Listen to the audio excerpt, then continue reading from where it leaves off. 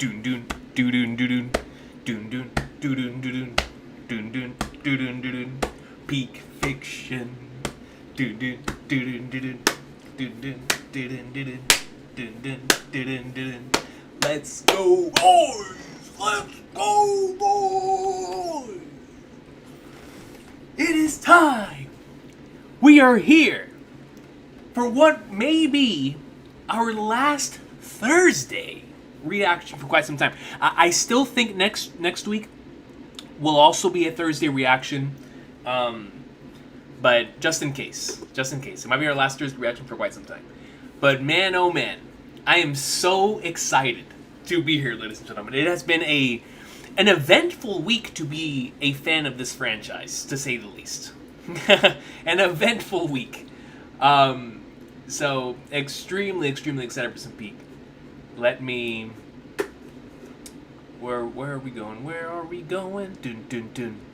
Dun dun dun dun. Where are we going? That's not the right one. Oh God. This happens every week. Bro, by the way, while this thing is on, massive shout out to Father Recon, aka Dadcon. If it wasn't for him, I thought that Camera Sama was gone. You know what I'm saying? I really did. Hold on. There we go. I really thought Camera Sama was gone. I thought Camera Sama lived its last, bro. I really did. I thought Camera Sama lived its last. But it's thanks to Pops that not only is Camera Sama good, but also the Light Sama's good too. So, the Light and Camera Sama's good thanks to Dadcon. So shout out to Dadcon for coming in clutch. Because man, oh man, I was starting to get a little worried, bro. I'm not gonna lie. I was definitely starting to get a little worried that that I was not gonna have the camera, bro. I was like, I don't know what I'm gonna do. I don't know what I'm gonna do, bro. I don't know, man. But shout out to Big Popacon, bro. You know what I'm saying? It's it most certainly was a wondrous thing. Let me know if the audio is good, number one. And number two, while we make sure the audio is good, massive shout out to Goalie coming in and gifting 10 memberships to the channel, apparently before the stream even started. The stream hadn't even started yet. And Goalie was out here delivering memberships. So all love to Goalie for 10 gifted memberships. And now, our beloved member of the Gorosei. Big thank you, JD Double Dubs. I appreciate you. My boy, what was it again, Kosh Panda? GOFCU, the God Hand of Finance. Coming in here with 20 gifted memberships. So all love to both Ali G and Big Goalie for coming in with gifted memberships on this wonderful, wonderful Thursday night, man. Yo, crazy week, y'all. Crazy week. While I pull up the supers, once again, nothing but love for Goalie and Ali G, man. Yo, Ali G, have you tried the Battle Royale for Battlefield, dude? That thing is nice. I caught some dubs with the boys. Bro, it's a lot of fun, man. It's a lot of fun. Let me find the supers here. But I hope everybody's doing well. It looks like it's going to be a 240p kind of night. Has Clover, we are going to be switching to Fridays. But like I said, that's going to happen in mid-November.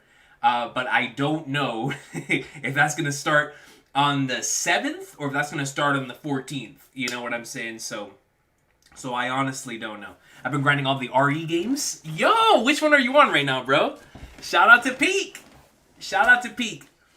But yeah, let me know which one you're on, bro. Shout out to RE. Legendary franchise. But yeah, Has Clover, it is going to go into effect in November. Quacktooth is a 240 kind of 10 chapter. Oh my god. A 240 out of 10 is kind of nuts, yo. I mean, especially coming off of last week. Last week was, there it is, the Godhead Finance Credit Union. That's what it was. That's what it was. So let's go ahead and get into the supers. Oh, before we get into the supers, we got an update here. Just got to RE7. Nice. Pokekiller comes in and says, you asked me to update you on my FF7 journey. I finished the game. We love to see it, yo. And it's definitely my favorite of the 7 I've played to this point. Cloud Strife is an incredible character. Pokekiller, you understand. You get me. You get me. A wonderful, wonderful game. Cloud has been in my top 5 favorite characters for a very long time, just in general. And it feels like, especially after the re-trilogy, it's only going to remain that way. So, I'm so glad that you not only enjoyed it, but you enjoyed it to that extent. So looking forward to hearing your thoughts on 8, 9, 10, and everything to follow. So keep updating me on your journey, Pokekiller. Thank you so much for finishing that update for us. Yo, that's so awesome. Flipping FF7, man. What a goated game. My boy Adrian, man. Shout out to my dog.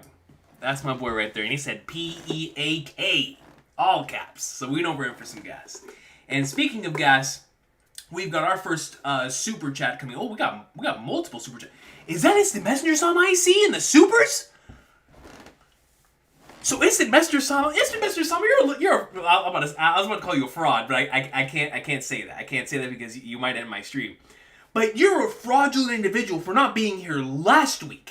When Instant Messenger, I don't know if Instant Messenger Sama goes ham in this week's chapter, but Instant Messenger Sama was going ham last week. You know what I'm saying? Instant Messenger Sama was the star of the show last week. So I'm really, really surprised that we did not get a visit from Instant Messenger Sama last week. So, but maybe it's because you were too busy in the manga putting in work. That might have been what it was. But I'm kind of shocked to see Instant Messenger Sama. So shout out to Instant Messenger Sama who came in with the 20. That's a spooky super chat to receive on any chapter reaction, but especially where we're at the Oda fish drawing. It's great. We got Josh Pointer coming in with the all caps super with a 5. It says, the only way to describe this chapter is 6-1. I'm not sure if this has to do with the 6-7 trend, but I'm not entirely sure. But it says 6-1. I'll let the chapter speak for itself. Also, we need to talk about the anime going seasonal.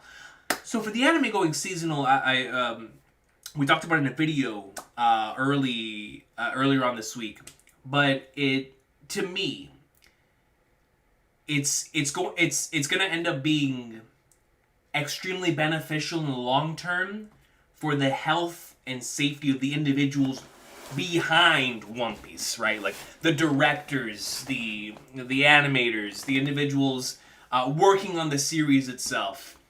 It's going to be better in the long term for their health, right? That's the number one thing that I'm looking for out of this change that's incoming to the anime. Above what's going to happen to the series itself, is that the people working on the series, right, they'll be good. They'll be good to go because working in the animation industry, I can assume, has to take a lot out of you, right? So, especially with the long amount of hours that they have to work. So all I'm hoping is that we come out of this move to seasonal, that the individuals at Toei can get their rest. You know what I'm saying? So that's first and foremost. My assumption when I first heard the news is that Dragon Ball's coming back next year, and I most certainly still believe that to be the case. Whether it be in a movie or as another anime, it definitely feels like we're heading in that direction. But even with, I'm looking forward to it regardless because I love Dragon Ball, but on the One Piece side of things, as far as the quality and how things are going to go, the One Piece anime has been so good for quite some time that I don't know how we can get much higher. Just me personally, because I've just been enjoying it so much since Wano that I'm not expecting too big of a jump in regards to the quality of what's happening on screen, because it's already been so great. So we know with time and preparation and with I don't know what they're gonna be doing for releasing 26 episodes a year, but I already know they're gonna have something cooking, right? So I know it's gonna be good. What I'm looking forward to seeing is how they're going to handle things from the one line they had in their update, which is they're going to be looking at things where I think I have the image somewhere. Actually, no, Subra sent me the thing verbatim. There was one particular line about them adding stuff from adding stuff onto the manga, which they've already been doing, but like that's going to be a major focus. Where is the thing? Here it is. By the way, One Piece heroines, love the designs for Nami and Robin. Okay, here's the tweet. Let's look at this again. Thank you, as always, to the individuals who sent me this information. Shout out to my boy Subra. Right here, right? It says, incorporating more content, tempo, and pacing of the original manga. I'm interested in what that means. More content? I'm expecting it to be a Wano situation where they add a lot of material in order for things to feel like they flow in a way that fits the medium of anime in a much better way. That's my assumption. Which I'm very excited for, because that's my favorite part about the Wano adaptation is the additions they made that allowed things to flow in a way that was really, really dope. So that's definitely what I'm looking forward to the most. But in regards to the other two, I'm very fascinated by tempo and pacing. That interests me, because I feel like the arcs that accentuate and exemplify that the best are Water 7 and Sabaody. Two arcs that capture the tone, the page-turning nature of those two arcs to a T. I mean, I add Marineford into that very same thing as well, where they just capture the... You want to click on the next episode, because what's happening on screen... They got it. You know, they're capturing the manga's material to an extreme extent. So, taking that as a template, if that's what they're going for, then flipping flagnards, man, we're gonna be in for some good stuff. I'm looking forward, like I said, to seeing what they mean by tempo and pacing. I don't expect the pacing to change, especially after the Fishman Island remaster. That was covering like that covered a lot of content in the amount of time allotted to the Fishman Island remaster, and it didn't feel like it flowed very well in a lot of cases. So I don't know what they're gonna do. I would stick to 1-to-1 or 1 to like 1.5, and in the chapters where you've gotta like add some sections so it can flow better, just do that. But that's what I'm looking forward to seeing the most. The changes, because I know they're going to bang. You know, every episode's going to be a banger. Every episode's been a banger for a long time. But what I'm looking forward to seeing is the additions. What type of stuff are they going to add? Things like that. So that's what I'm excited about. But thank you, Josh Pointer, for giving me the opportunity to talk about that here for sure. Yeah, and like Brandon King says, the Elbaf designs, I think, all look really cool in the anime. As always, Nami looking goated. Love the way that the colors for the design really nice. The flipping key visual with Luffy looks so sick. Zoro got the Advent Children look going for him, so you already know that's gonna be cool. But I'm looking forward to seeing it in real time, man. But we gotta wait until April, obviously, of next year. So excited stuff there. But thank you so much, Josh Pointer, for that. I'm looking forward to seeing what you mean. When we get a chance to read the chapter. Goalie comes in with a 10 and says, I almost passed out reading this. I literally almost passed out. Y'all saw it? Bro, I was on my knees last week reading that panel with Garp and Kaido and Roger and Rox. Bro, when they came down with everything on an instant messenger, Sama, I legitimately almost passed out. I almost passed out when I saw it, and I almost passed out while I was thinking about it. Like, bro, it was bad. So I can't even imagine how this week's going to be post-Domi Reversi. So, man, I'm so excited, Goalie. Thank you so much for the 10. Elder Vault comes in with a 5, says, not going to beat around the bush, coach. It's Game 7. Game 7, bro. Go ahead and put on the jerseys in that. Yo, bro, it's gotten to the point to where it just feels like it's been like that every week during the God Valley flashback. Straight up. I mean, we are in Game 7 mode right now. It is insane. It is insane. But all up to you, Elder Bolt. It definitely feels like we are in the middle of Game 7, for sure. Akash Panda then comes in with a 2 and says, the universe is going to explode next week because there's no break. So you're telling me we're going to get peak this week? And we're going to get peak next week? Can we get much higher, man? Let's go, dude. No, you know what? I'm going to go off of what JD Double Dub said in the comment section last week. No, we can't get much higher. I'm going to doubt Oda so they can surpass expectations. Because, boy, this man has been cooking. This man has been cooking, bro. And it's crazy. So, the fact that there is no break is nuts. That's nuts. Thank you, Akash Panda, man. I love you. As always. Then this semester, someone follows it up with a 5. I'm terrified. Don't reverse me. And says, Odachi refers to Oda by the name here. In quotation marks, now look at this chapter. Me in a is that a coffin? Oh, God. Goodness gracious. Instant messages, I'm gonna relax. Relax. Relax. I know that you're in control of the situation right now. I know what you just did to Rocks.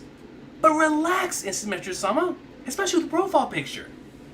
Relax. Relax. Relax, man. Goodness gracious. Alright, but on a serious note, thank you so much to every single person who laid down a super and a membership. It looks like that's the last super, which means the pre-show has come to a close.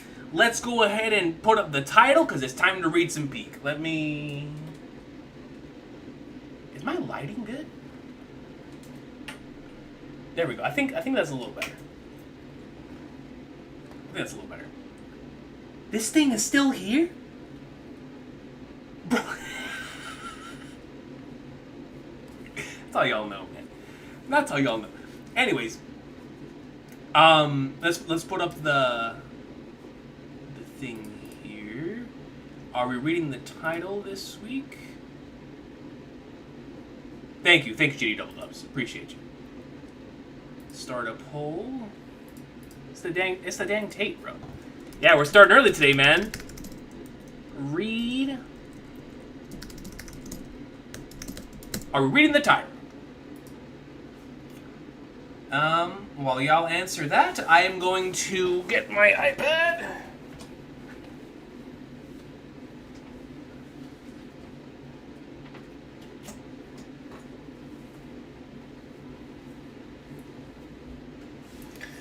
All right. We are here. Ladies and gentlemen, I have to... hold on.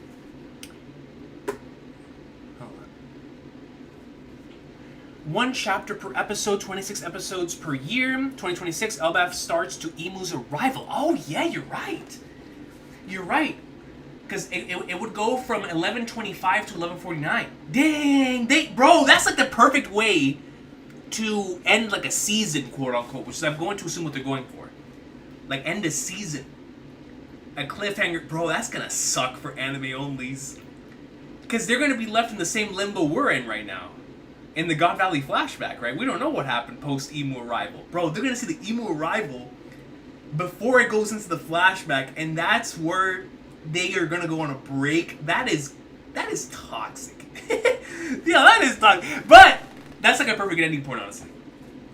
It really is. And then they come back to God Valley? Come on, man. Come on. By the way, because I definitely do think it's happening. If not this 2026 and 2027, when we get a chance during a break week, one of these weeks, I really want to sit down, whether we do a stream or I gather some comments, but I really want to get y'all's take on what kind of One Piece movie you guys would like to see, since I do think there's one on the horizon, whether it's next year or the year after. So, especially with how anime movies are popping off on a worldwide scale right now, I know Toei wants a piece of that pie. the Dragon Ball IP, the One Piece IP, I'm curious as to what they would do. So I want to have that conversation one of these weeks during a break week or something, because I think it would be interesting. Regardless, let me go to.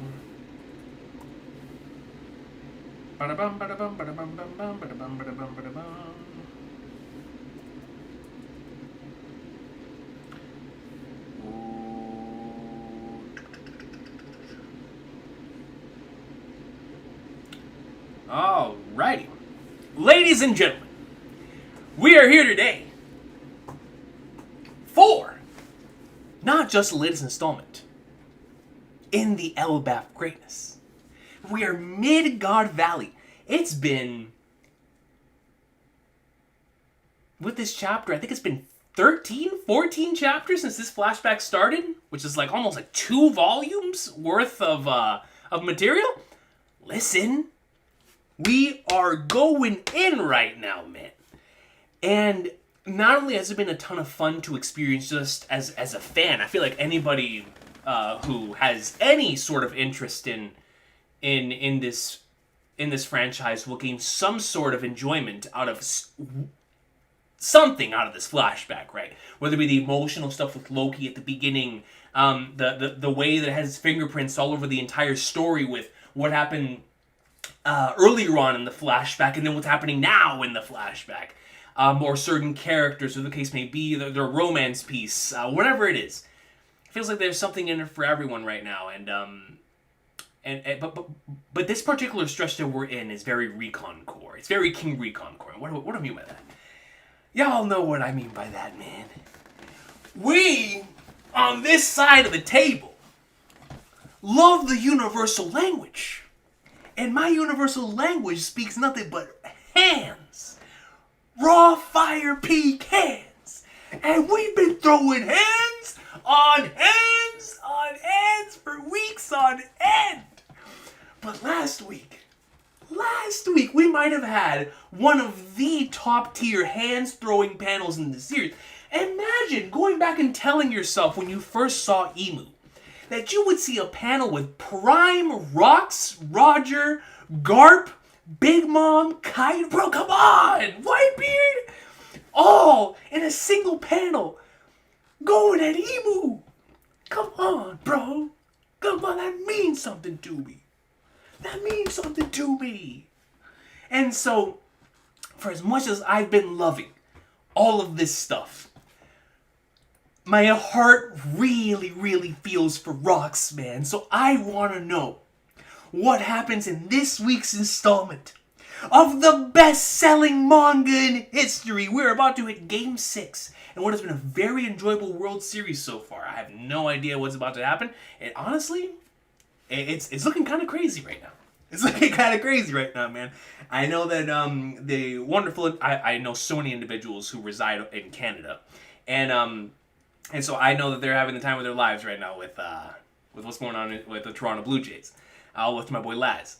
But it's been a really, really cool thing to see.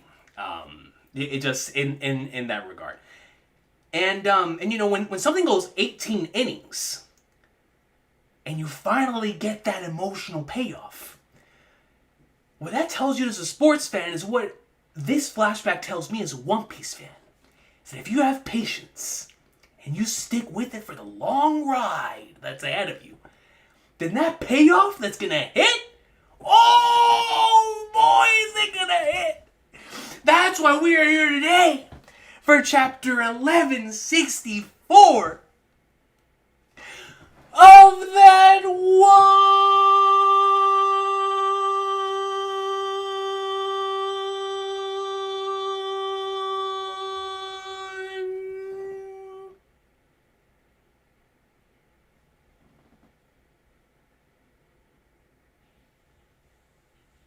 Ring. Peace.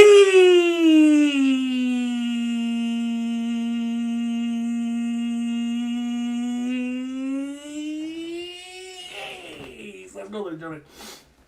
It is go time. We are ready.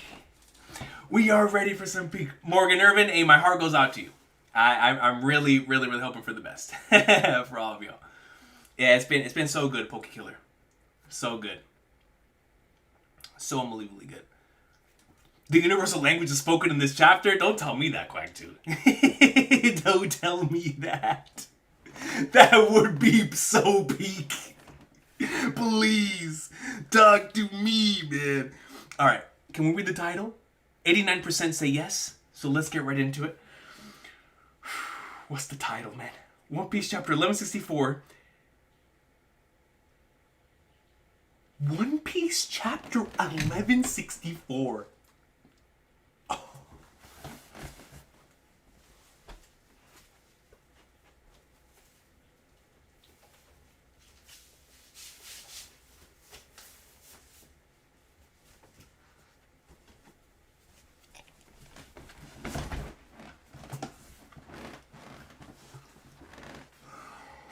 One Piece chapter 1164, titled Davy's Blood. Davy's Blood?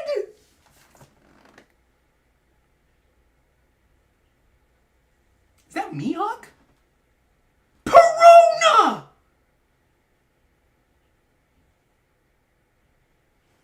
Oda keeps taking us back to Thriller Bark, man. The emu thing that looks like the shadows. All of the dudes who came back as zombies within Thriller Bark. Rocks. Yo, man. Listen, bro. Sometimes One Piece fans, we reach. We reach like the Gomu Gomu no Mi. But I'll tell you what, man. If we're reaching, these Thriller Bark connections are crazy, dude. And he keeps saying, he keeps doing this. Remember Thriller Bark? Remember that arc that like 95% of the fandom says it sucked? Ooh. It was important all along, baby. And we always knew. We always knew, man. Come on. Regardless, chapter 1164, Davy's Blood. Number one, it feels so good to see Mihawk. Again, I feel like I haven't seen my boy in years. But Perona! Hold on. With the ghosts. And here we've got... Is that a rabbit? Wearing the Mihawk hat? Cover request by Shinonome Tomori. Perona chasing a rabbit with a pocket watch. Great cover. This looks like Whole Cake Island in the background. I know it's not. But it really does. It's definitely got to be their castle, on Muggy Island. But it looks like Whole Cake. I think it's because of the checkerboarded floor. That's what it is. Regardless, awesome cover. But Davy's Blood, bro. Davy's Blood, yo. It's spooky out here. Davy's Blood. Come on, man. We have Randolph for real. Yeah! It is! That's facts! That's hard facts! I didn't even peep that. I could see that. I could actually see that. That might be factual. Yo, it really is the rabbit from the memes though. You know? The rabbit's that one meme that's been going crazy. With the rabbit that has the pocket watch, it's time! Yo, that's how you know. Oda, bro! That man has a burner account on social media somewhere, man. I don't know. I don't know where it is, but I guarantee... Either that or he's got somebody that's plugged in. Someone that's plugged into the online space, man. Either that or this rabbit meme really has gotten crazy. To the point to where even Ichiro Oda has seen it. I didn't even peep that. That's a great point, yo. That's a great point. That's hilarious. Davy's Blood, bro. Author notes here. I saw Perfume's Tokyo Dome show with Nakata-san. Yo, Oda's been leaving the house a lot, man. I'm happy. I'm glad to know that he's out and about, getting some movement in his system, and not glued to the desk, right? Because obviously that can't be healthy for anyone. So I'm glad that he's just going out and enjoying life. Their indescribably amazing style really moved me. So shout out to Perfume. I have no idea who those individuals are, but if they were performing there in the Tokyo Dome, as a wrestling fan, I know how important the Tokyo Dome can be for those types of things. So that's just really dope. Shout out to them and shout out to Oda for being able to be there. Oh, and first panel of the chapter, bro. It's got Roger, Whitebeard, Big Mom, and Instant Messenger Sama piercing Rocks as Rocks has been hit with the Domi Reversi, man. He yells, "Ah! Rocks!" Our attacks didn't even phase that spider thing. Garp doesn't say anything. Whitebeard is shook. Kaido, what in the world? Bro,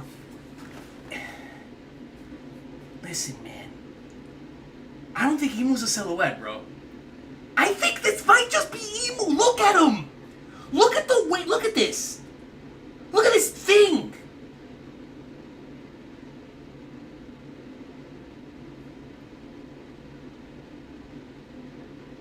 Look at it.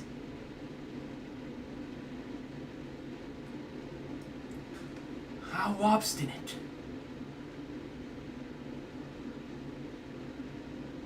Imu goes and pierces Rocks.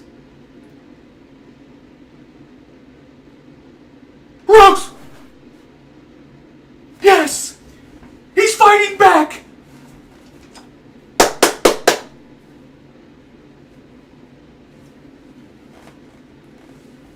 Willpower!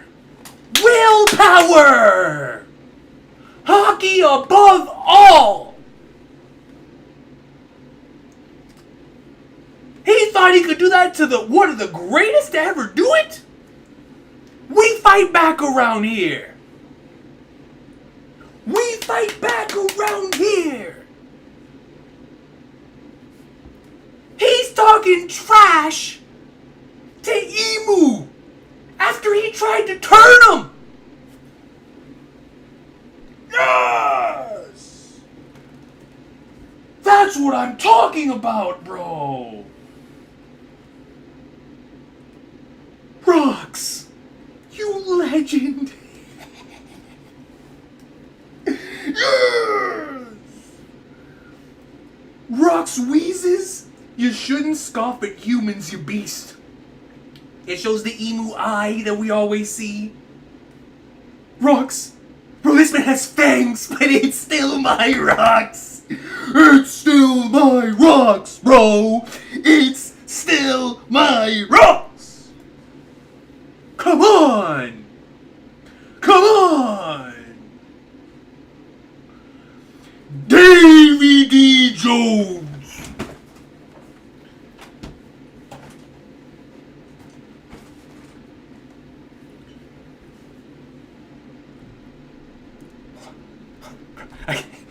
Just again, I'm putting the chair far from as possible.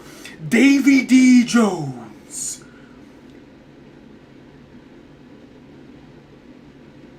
That's the name of the previous king of the... Who called it? Who called it? Someone called it, bro. I remember somebody said it. Davy D. Jones. That's the name of the previous king of the world. Oh, shoot. What does that mean? So, was Davy D. Jones?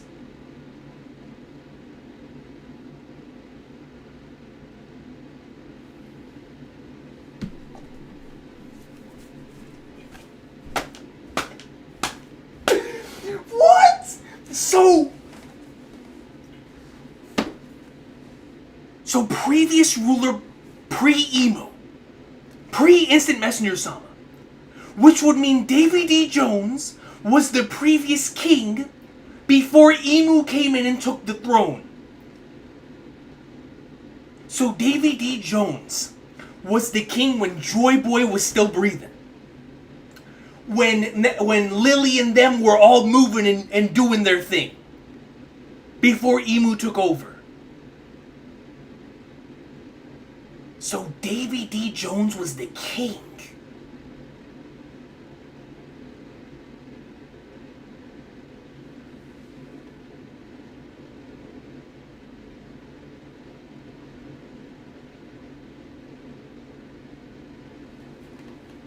Dude, that's a wild thing to reveal at the beginning of the chapter.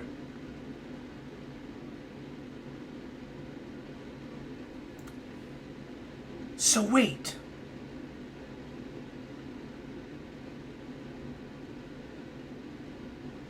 Now I have to wonder about the first world and second world stuff then. Now I'm really curious about the 3,000 year time period to what happened in the Void Century. What happened in the middle of that? Because for Davy Jones to come into power and be the king then, and we know how important that is to pirate lore,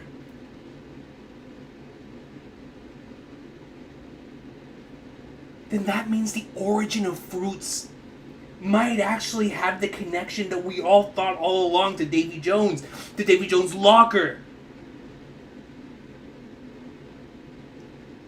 The previous king of the world, bro.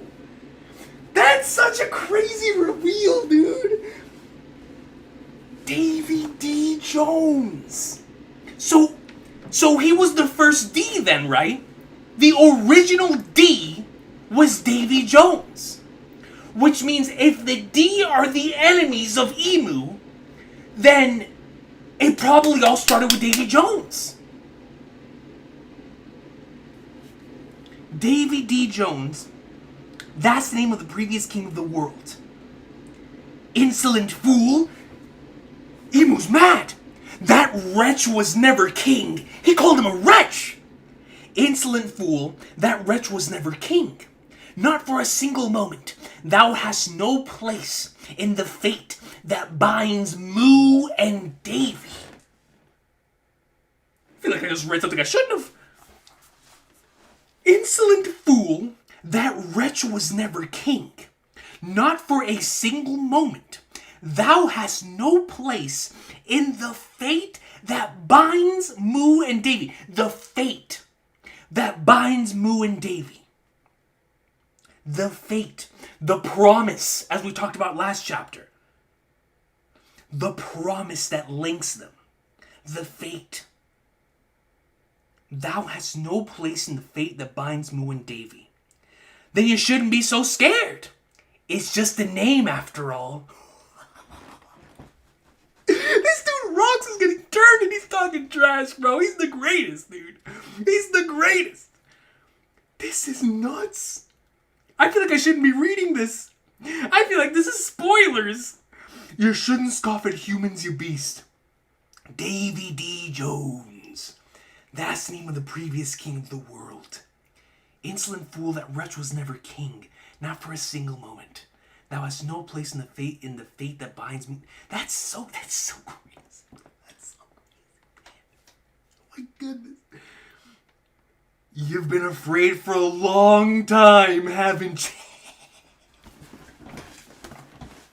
you? Bro, I love Rocks with every fiber in my being, dude. I just do, man. I do. Because he's real, bro. The dude never stops talking trash. He's always winning. You've been afraid for a long time, haven't you? Man. You know what is to say that to Emu? He has no fear. He's being turned. He's saying this as fangs are growing out of his mouth. And he doesn't care. He doesn't care. You've been afraid for a long time, haven't you? Dang, so that means that Emu has feared the name Davy Jones. He fears Davy Jones like he fears Joy Boy and Nika.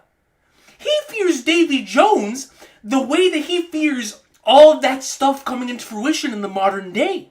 So that really goes into what we all were speculating on coming off of a couple chapters ago when we were thinking back to chapter 908 with like the posters, right? With like Luffy's poster, Blackbeard's poster, and Poseidon's that were all scratched up, right?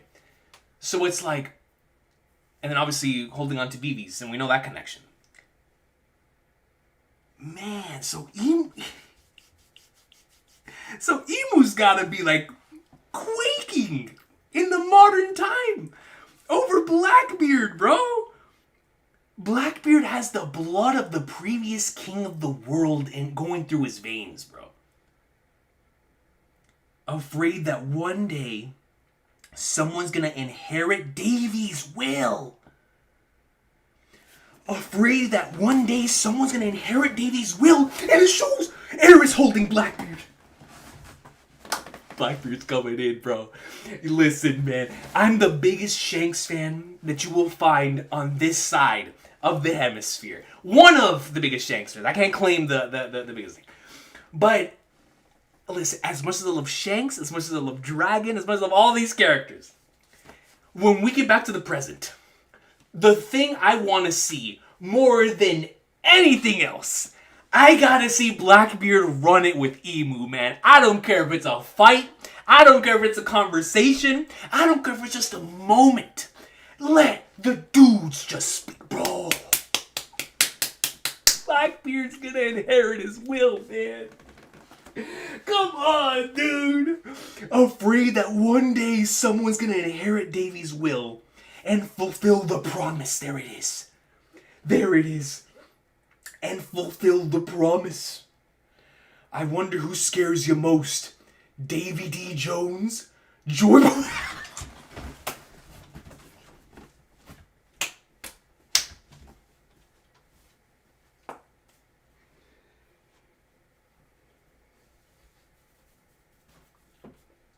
Yo. Bro, and the thing is, we have context for that. We have context for that. Joy Boy's hockey email from 800 years ago had Emu on his knees. Had Emu on his knees.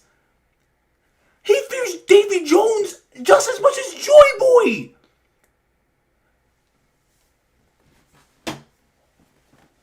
We cooking. We cooking. We're cooking.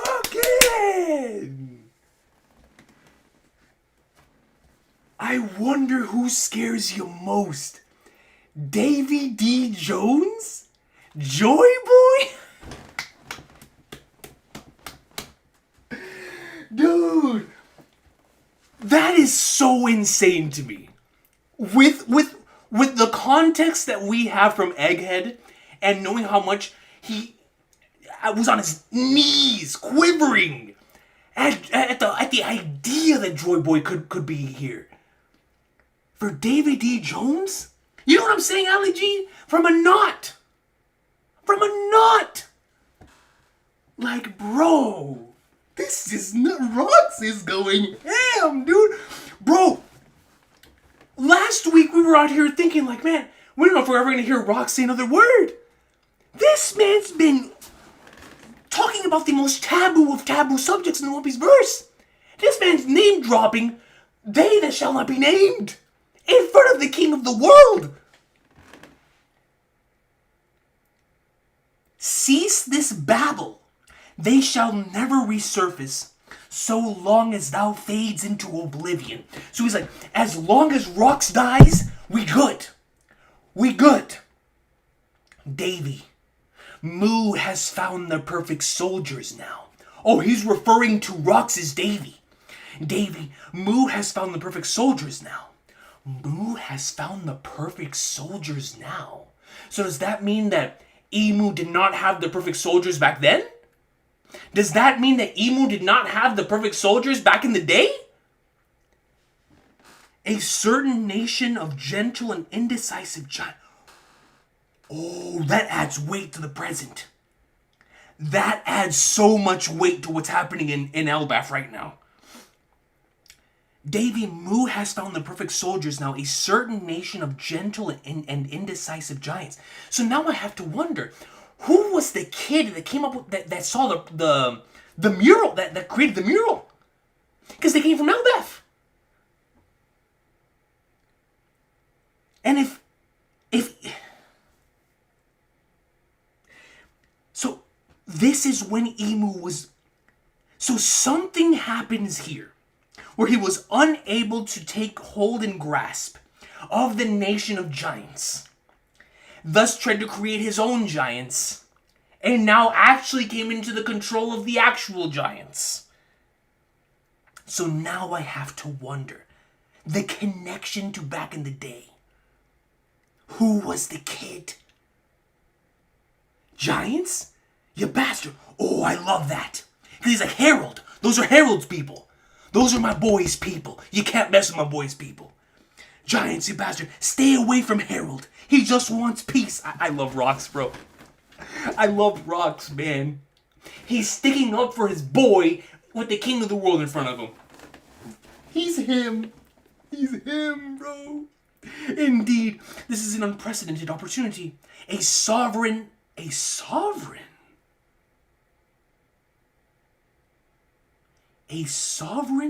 pliable may never appear again. That's a very interesting word to say. Sovereign. Knowing the importance that held back in the original Odin and Roger section in that flashback. Thy current disposition is quite similar. Thy current disposition is quite similar. Now make haste. Oh, he's turning. Rocks, you were a good man. You were a good man, bro. Put an end to Davy's dream. What? Don't tell me that Davy's dream has a connection to flippin' Luffy's dream. Bro, my mind is starting to blow, bro.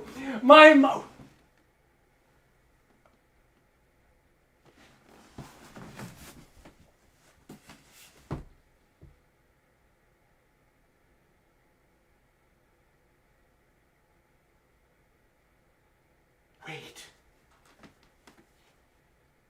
This arc has been too meticulous about when it uses the words dreams, when it uses the words anything to do with dreams and prophecies. What are we cooking? What are we cooking, bro? What are we cooking with this? Put an end to Davy's dream.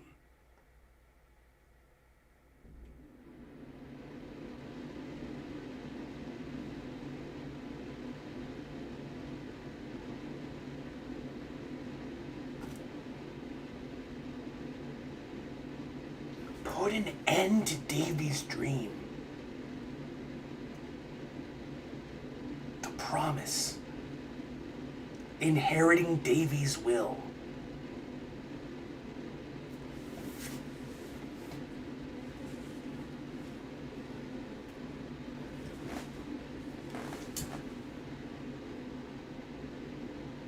So if Harold wanted to unite, if Harold wanted to connect Elbaf to the rest of the world and was unsuccessful at it, and that was Harold's dream,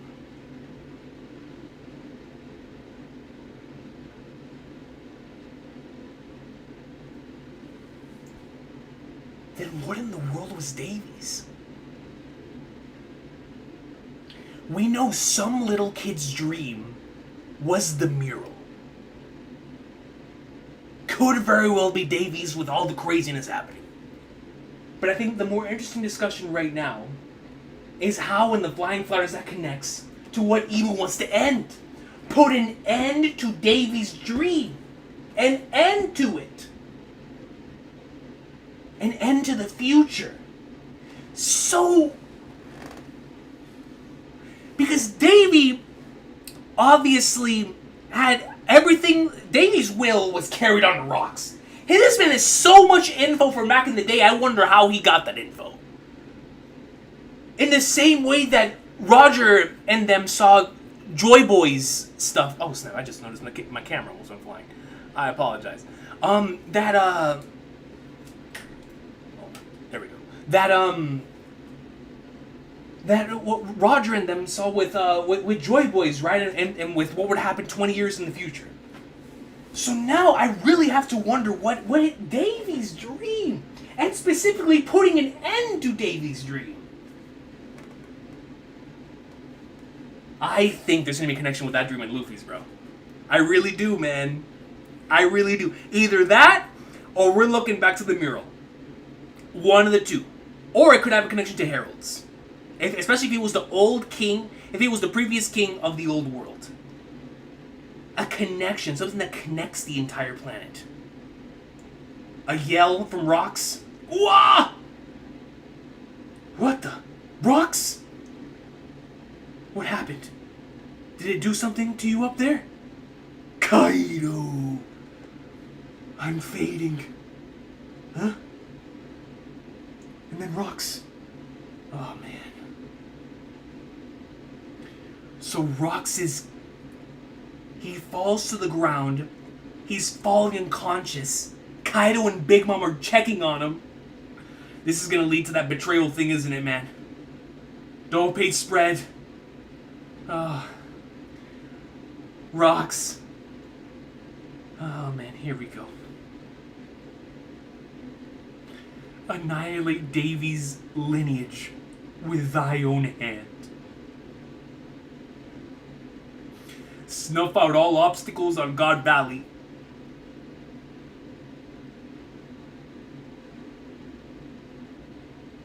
This isn't fair, bro. He's a good man. He's a good dude, bro. That's his crew. This is like if Hitomi reversing Luffy and forced him to fight Zoro and Sanji and Nami.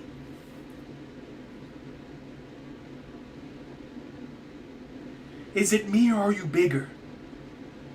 Out of the way. Their blood must be purged from the pages of history. He jumps up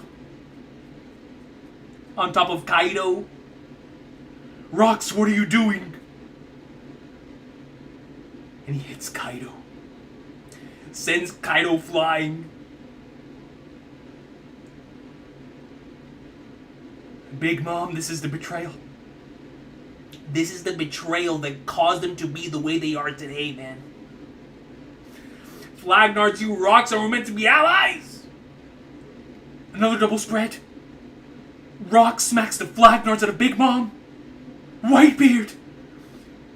Look. We're in your way, Rocks. You are. Whitebeard, and they clash. It's gotta hurt him, bro. It's gotta hurt.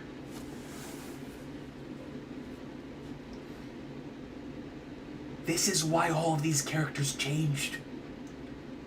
The God Valley incident forever changed Big Mom, Kaido, and Whitebeard, man. And we know it changes Roger and Garp. But for the characters in his crew, in Rocks' crew, who had to live through this, they know Rocks would never do anything like this.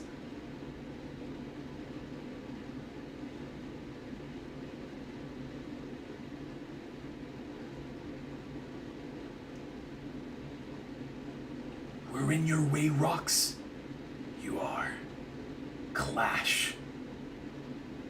Rocks. Kaido conquers Clash. The seas. What the? The mountain, where the world is falling apart. The mountain's falling. Rocks. World's going to chaos. This is a huge piece of the island, dude. The other side of the island fell. That's how you know Rocks and Whitebeard are crazy. A Conqueror's Clash nearly destroyed the island.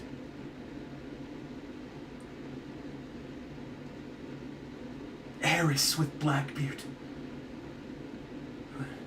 All warships at the northeast coast have... Bzzzt, get away from the island. All ships pull back. The Celestial Dragons. Northern northeast coast. That was close. Who's responsible? This unforgivable act must be punished. Everyone hurry. Don't set sail without us, or you all be put to death. Hurry! Southwest region, Rayleigh and Shacky. Come on, Rayleigh, this island's toast. Roger's safe, right? He's still looking out for his captain, man. Treasure, treasure! Isn't this incredible? It's a dead end. Move it. Dragon! Why is he on his knees? Dang it. I couldn't even save one tiny baby. Where'd he go? He lost Shanks! Ivankov. Wait, Kuma, give it a rest. Wait. So Dragon loses Shanks. He probably ended up in the treasure chest. The treasure gets taken by Rayleigh and them? Is that what happens? So he must still feel guilty about that to this day.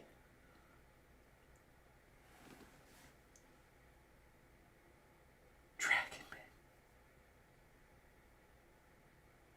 He's gonna feel powerless, dude. It's like this was the one thing that he could do. He even lost Shamrock. But now, dude, he couldn't even save Shanks, man. There has to be payoff to this. There has to be some kind of payoff to this, man. And immediately, we cut over to the other revolutionary armies, future revolutionary armies, saying, wait, Kuma, give it a rest. It would be too risky to keep trying to save people. Kumachi. We've got Ginny and Kuma. There still might be more people out there. Oh, I found one. Is it my dragon? Gonzui. Dang that Gonzui. Shaky! You'll never make it off this island, you hear? Gee! Ha ha ha! No one gets to drop on me. Everyone to the coast. We need stretchers. We can't. The forest's on fire. Rox is in front of Eris. And Blackbeard. Sebek. He looks. So you lost? The tears. I'm sorry. It's our fault. You faced that thing to save us even though you weren't ready yet. Even though you weren't ready yet? Oh my god. That's why Blackbeard is the way he is. That's why Blackbeard is the way he is. That's the trait he got from his mom. He didn't want to end up like his dad.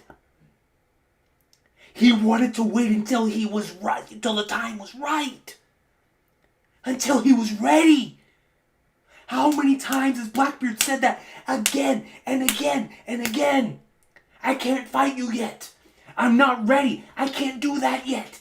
It isn't the time yet. Oh, man. That must have stayed with Blackbeard for all these years. I'm sorry, it's our fault. You faced that thing to save us even though you weren't ready yet. Teach! She holds on to Blackbeard. We have no choice but to jump into the sea and swim. I won't let the Davy clan in here. We'll survive, no matter what. Escapees spotted on the coast. Rox. Oh no! Does that mean they're gonna shoot?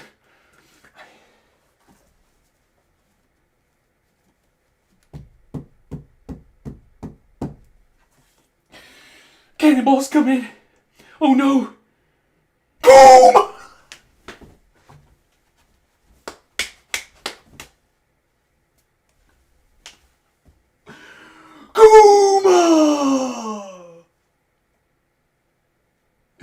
The hands of liberation!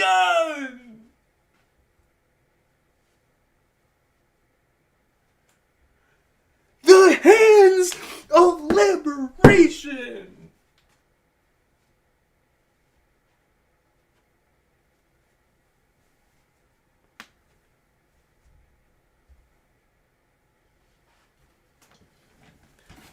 Bartholomew Kuma, man.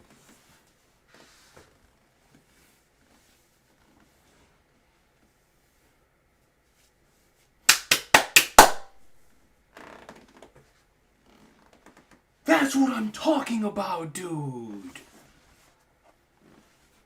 Right before Rock swung, the hands of liberation came in clutch. Kuma ensures Eris and Blackbeard survive. Yes, man. Couldn't have...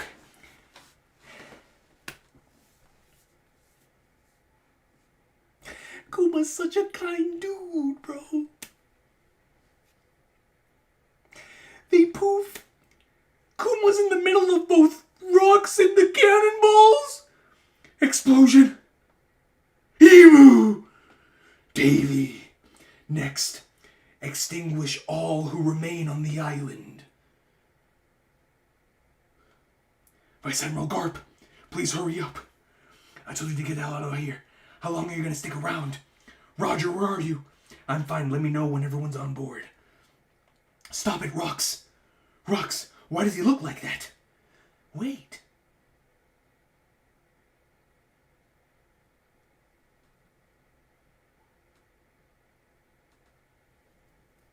So where are Roger and Garb? I told you to get out of there. How long are you gonna stick around? And Roger's like, I'm fine, let me know when everybody's on board. Stop it, Rox. And Rox is annihilating. Oh, man, his people, bro. Why does he look like that?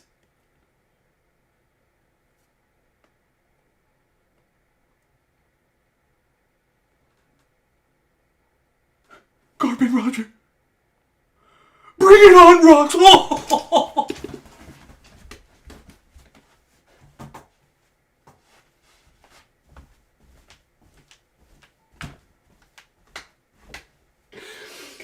They're gonna save their boy, man. They're gonna ensure that if anyone's gotta do it, it's them. No one puts him in the ground but them. Bring it on, Rox. A conquerors. Explosion. Emu S. Davy. Rox. Roger!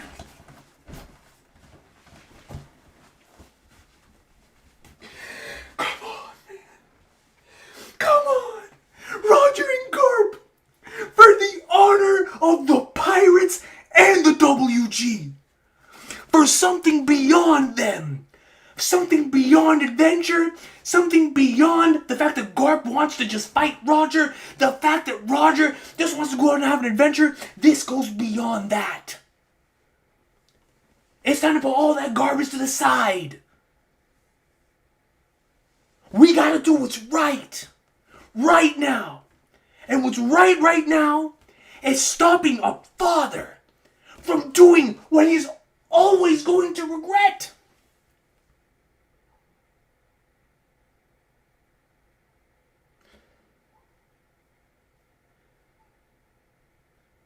Roger and Garp.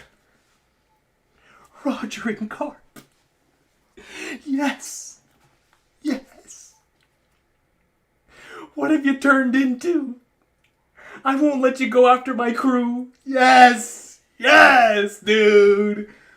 Roger. Garp. This voice. The voice of all things. Right? Because he's covering his ears. When he covers his ears, that means it's the voice of all things. Roger. Garp. Is that Rox? It's gotta be Rox, bro. It's gotta be Rox talking to them. And Garp, so Garp can hear the voice of all things as well? So wait. What is the voice of all things? Because we know the Gorosei can communicate telepathically with each other. And now we know for a fact that the voice of all things can also... I mean, we saw that with Zunisha, with Momonosuke, right? We've seen it. On how that gets directly into your head. Nobody can hear it except for certain people that have the voice of all things. But in a moment like this, what's with that expression? No.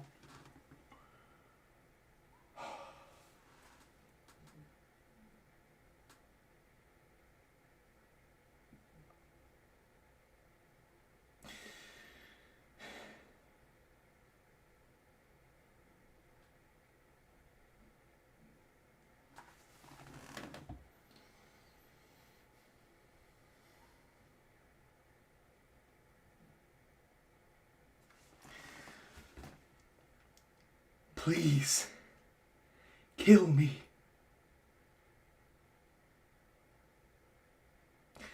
Rox is an ambitious individual who wanted to claim the world for himself. Rox is a dude who was willing to do anything. Anything. To achieve what he wanted to do. And yet, in this moment,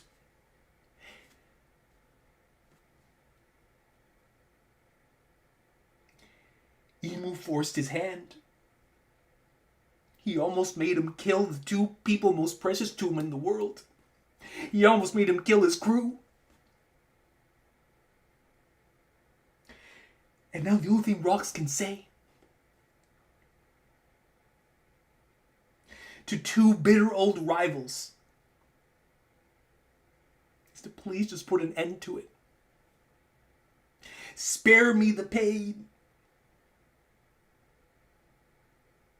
Just put an end to it. Oh, man. Please kill me. And Garp and Roger, as Rox goes after them. The chapter's over. The climax of the God Valley incident.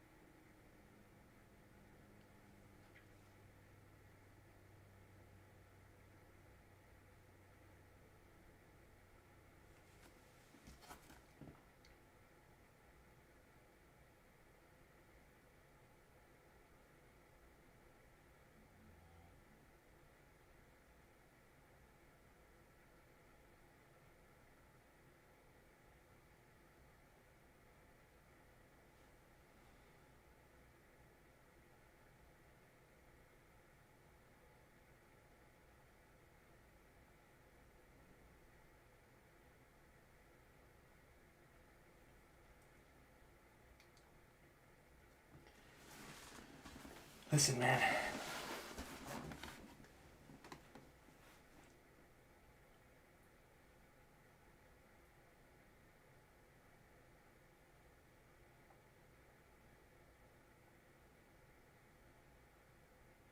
I really feel for all three of the characters here on this screen, man. I feel for them because from the moment that this entire God Valley flashback started, we have seen what's important to all three of these characters. We have seen what their quote-unquote treasure is. And all three of them are putting their treasures to the side for something that goes beyond themselves.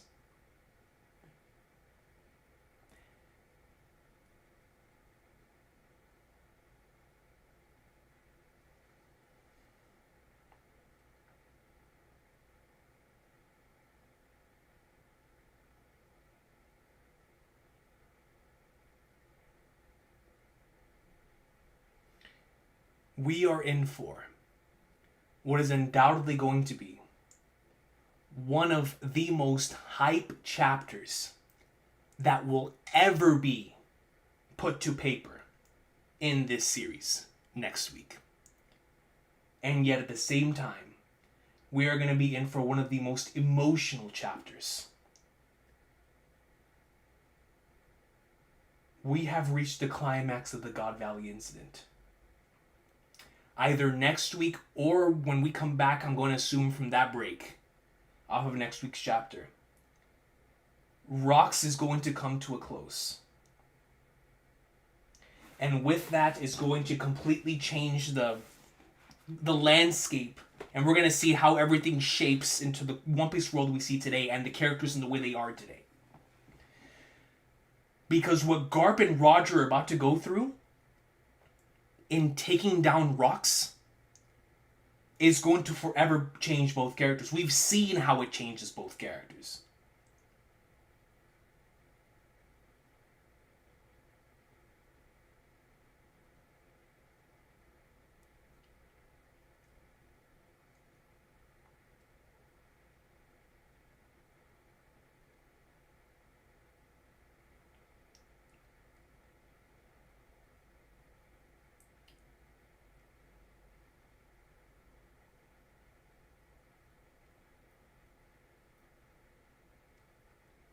This chapter was unbelievable, man.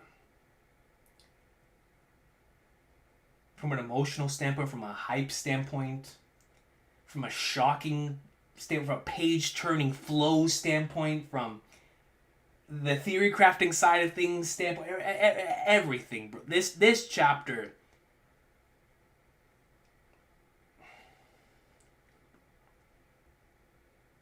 unbelievable chapter, man. God Valley for me has been nothing but 10s. And this one might just be an 11.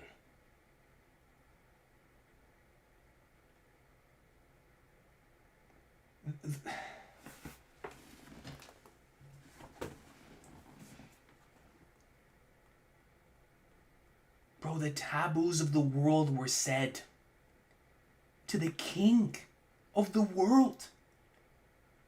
We got confirmation that Davy Jones was the name of the previous king of the world. Rox didn't give in immediately during Reversi. Man, and we can pick apart Emu's lines for days. Who scares you most? Davy D. Jones or Joy Boy?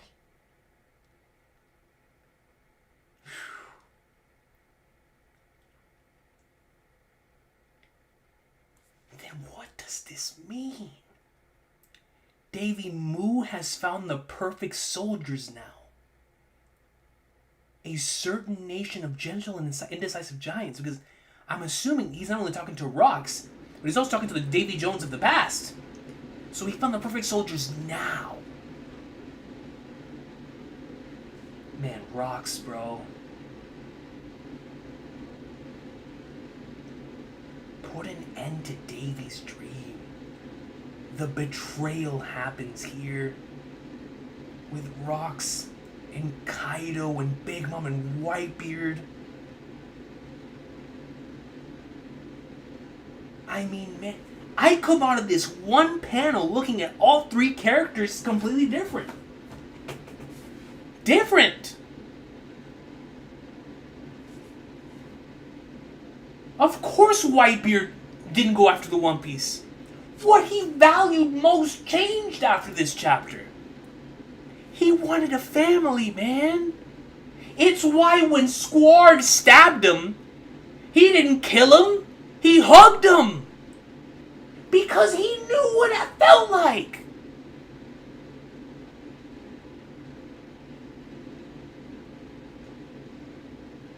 Whitebeard valued family more than anything else. After this, Big Mom, the utopia she wanted to create, to unite all of the races and the creatures of the world together. Because the pain of this incident still sticks with her. And we know what happened to Kaido. Kaido wanted to become so strong that nothing like this would ever happen again.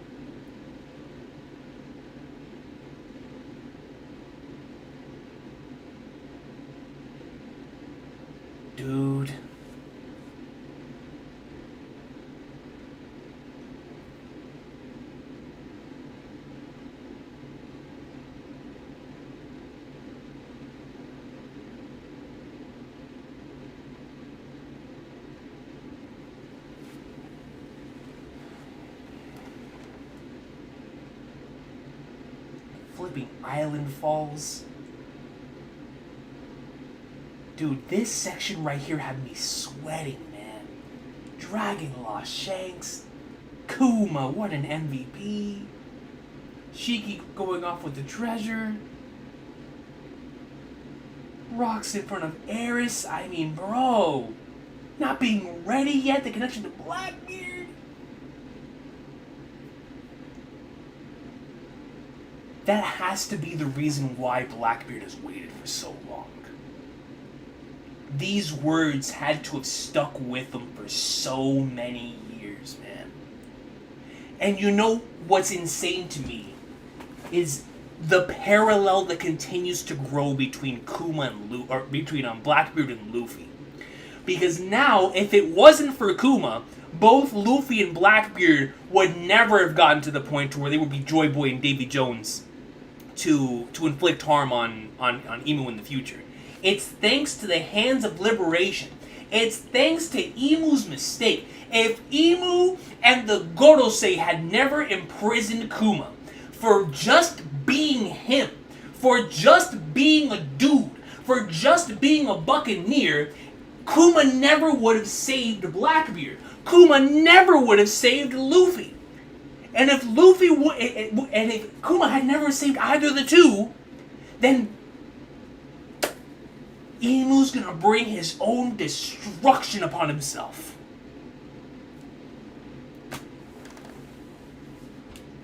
Unreal, man. Unreal.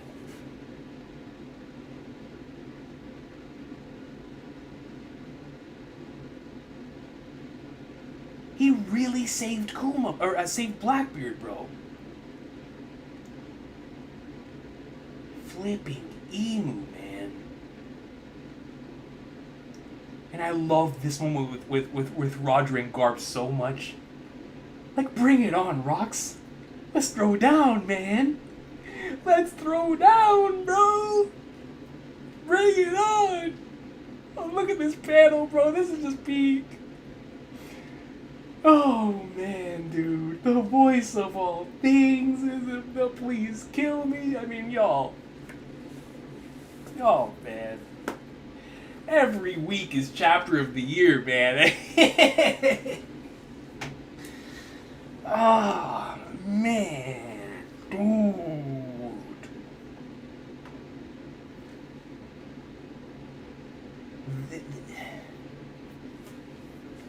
I tell you, bro. I'll tell you, bro.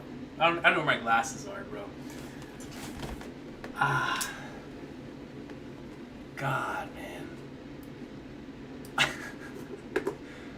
Bro, I don't know what to say. I don't know what to say, man. Bro, I'm emotional. I'm hype. This chapter had it all, bro. Man. Dude.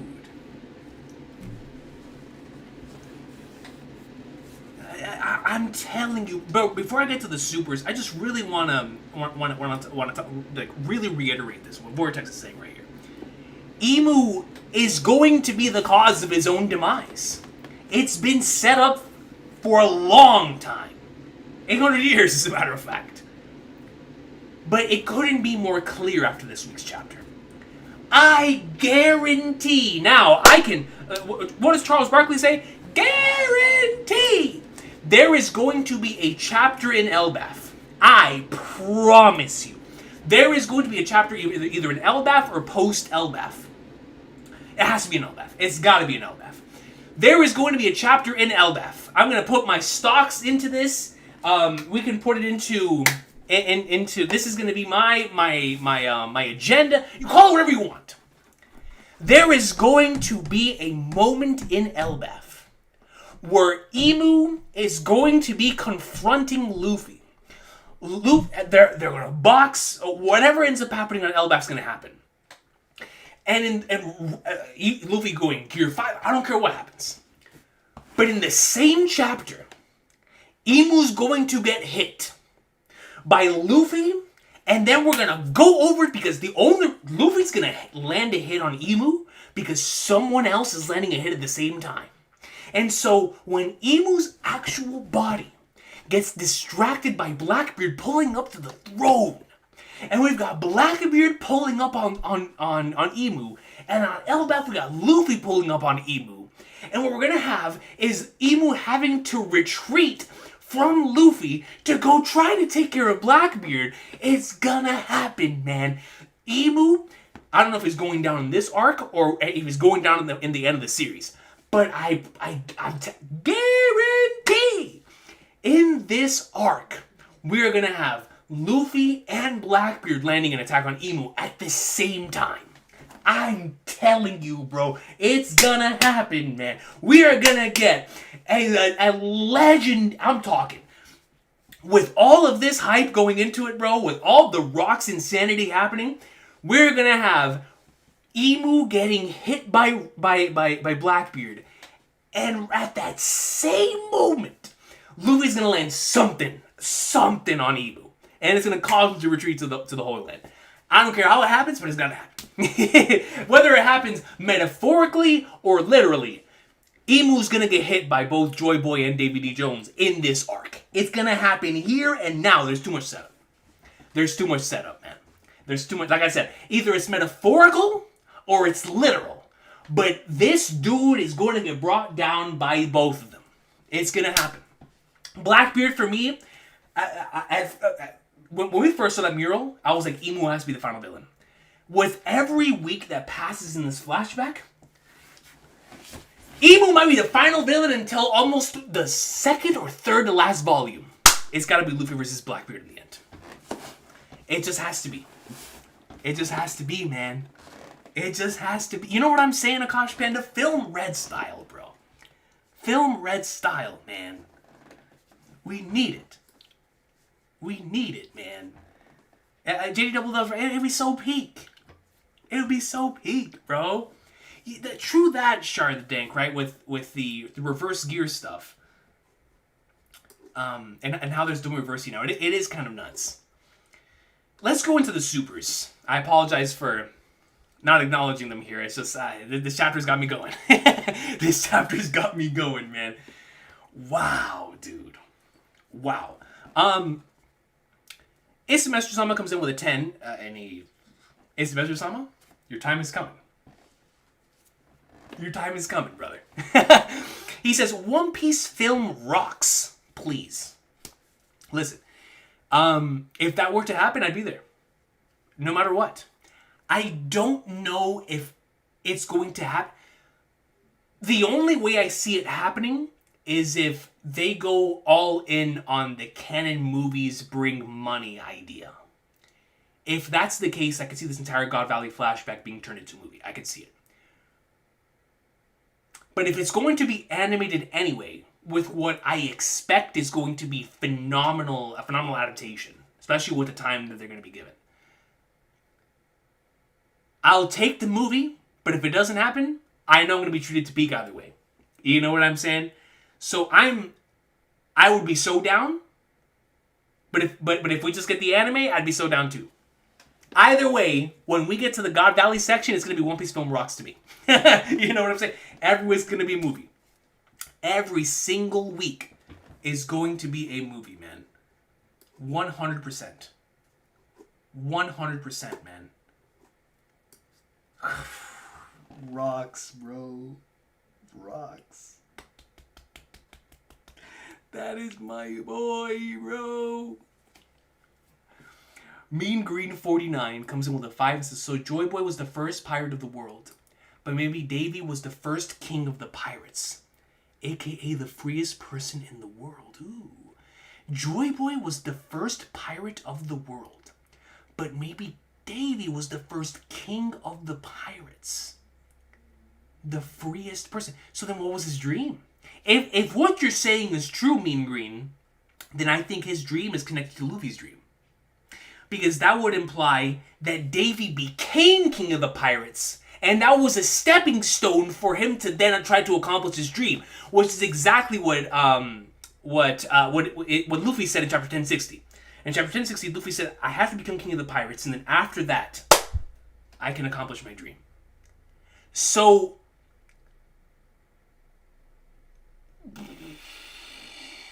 now your comments really got me thinking. Yo, that's got me thinking. That's really got me thinking.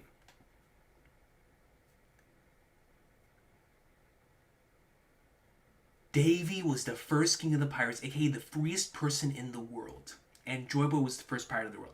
I love that comment, Mean Green. That might be what was being cooked, because remember, Emu said in this chapter that that wretch was never king, right? It was more so maybe a title that was bestowed upon Davy by the people. So we're going to see within the Void Century flashback a title that was bestowed upon Davy Jones, similarly to maybe how the people bestowed the title of Pirate King upon Roger. This is something that's given to you by the people. And we've continued to see throughout the course of the entire series the multiple different ways that kings, number one, come into power, but number two, the way that the definition of what a king is means to multiple different individuals, means to several different countries, means to the overall populace. And I think the Void Century is going to be the biggest exploration of that, especially with someone like Emu, right? In the picture, and how Emu came into the picture.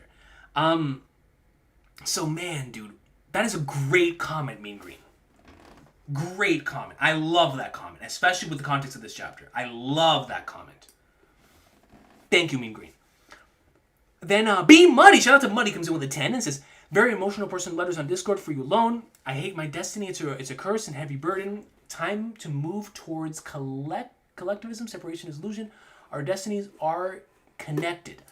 And that is also followed up with another super that says, congrats for the job prepare, job market crash, end times. It is kind of crazy that, just in this past week, I think it's in this month, there's been like a 100 and something thousand jobs that have been lost here in, I don't know if it's worldwide or just here in North America, but a lot of them are like either corporate or tech jobs.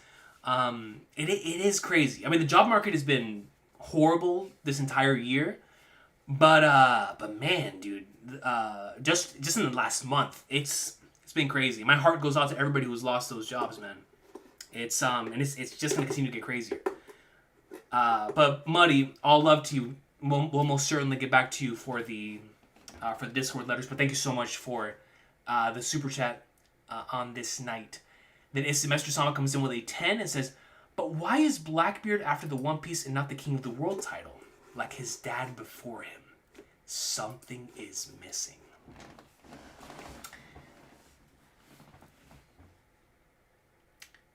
Here's what I think is missing. I don't think Rox knew the One Piece existed. I think Roger finding the One Piece and proving its existence changed Blackbeard. What I mean by that is,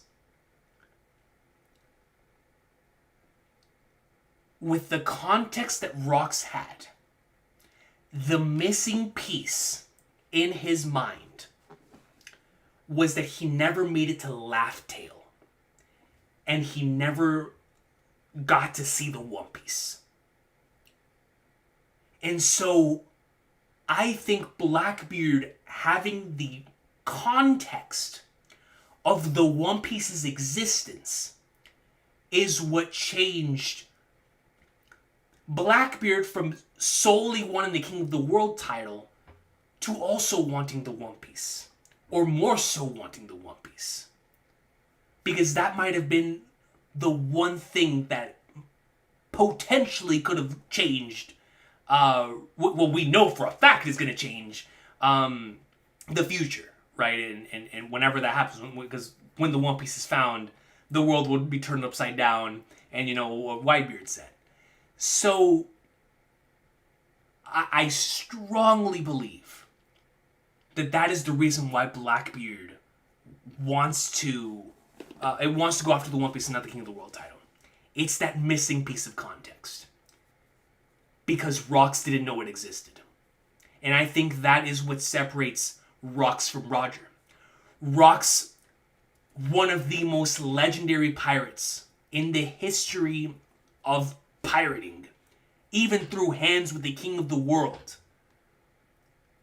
But he never knew of the existence of Laughtail and or the One Piece. And so when Roger carries on his will after God Valley and makes it to Laughtail, that is carrying on the will of both Davy and Joy Boy. And I think that weight, that burden, is potentially connected to that too early comment that they were talking about as well. That Eris may have talked about in this chapter, that they weren't ready yet. All of those things, and that's probably what Blackbeard's waiting for as well. I'm telling you, all of that stuff is connected, yo. All of that stuff is connected. Exactly, right? And Blackbeard knew he needed at least 2 fruits, and with Caribou's information, we know he's also going after the ancient weapons, right? Or that's my assumption. So he's gonna have at least one of the ancient weapons and multiple fruits, which the Yami Yami no Mi is probably going to be the most important of. I mean, obviously Whitebeard's going to be really important, but the Yami Yami no Mi, with what it can do, is he went after that specifically, which makes me wonder if we're going to get any more for the Yami Yami no Mi, because we still don't know the 2 fruits that Rox wanted to go after. And I still strongly believe those 2 fruits are going to be connected to both. Especially with what Rox said in this chapter. Rox knowing about Joy Boy and Davy tells me that that he knows about the Gomu Gomu no Mi and the Yami Yami no Mi. So my assumption is those are the 2 fruits for sure that he was talking about. I already believe that, but I believe that tenfold now. But thank you, Mr. Sama. I strongly do believe that is the reason why. Even with all the stuff that he knows, he didn't know about the One Piece. Akash Panda comes to the 5 and says, Joy Boy was the first pirate. Davy Jones came after Joy Boy. So I think Davy Jones was the king of the ancient kingdom who was labeled a pirate after his kingdom fell. And that, of course, connects to what Mean Green said earlier.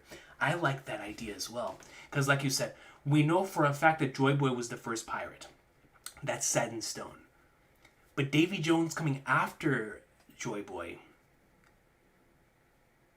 yo, that is fascinating. Davy Jones literally being the king of the ancient kingdom, but after his kingdom falls, he's labeled a pirate similar to Joy Boy.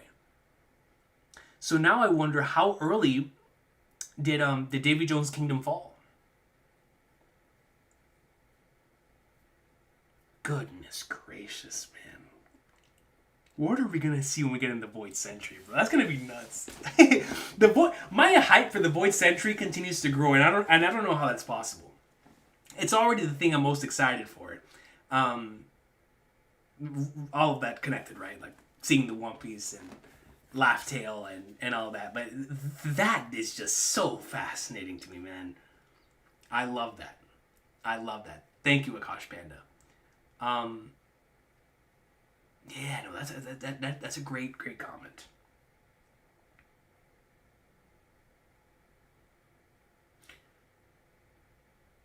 Because if he was labeled a pirate after his kingdom fell, once again, going back to what I was just talking about with what Oda's going to be balancing with, what is a king truly? What is a king? It's a question that's been asked throughout the course of the entire series. And if Davy Jones, even after his kingdom fell, was still revered and respected and seen as the king, where, Emu and the boys may have been pulling up and were kings in name, but it doesn't mean that the people that the people were backing them.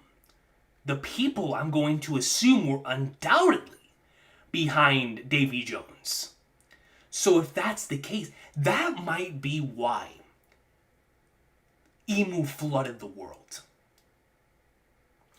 Because the only people who were obedient to Emu are those whom Hitomi reversied and or took control over.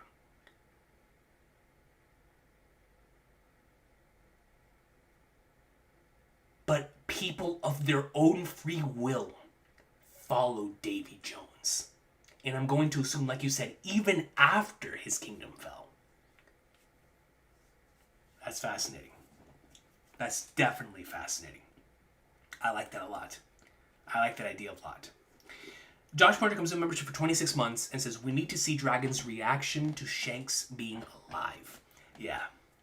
If we don't get a payoff to this in this flashback, Josh Pointer, I definitely want to see it. Or I'm sorry, not in this flashback, in this God Valley section. Then I definitely want to see it post God Valley. When we get back to the Loki stuff, I want to cut back to Dragon and see that reaction for sure. Seeing him on like Roger's ship or something, well, we know for a fact that both Dragon and Shanks end up at Roger's execution. So I don't know if the conversation happens then or what, but man.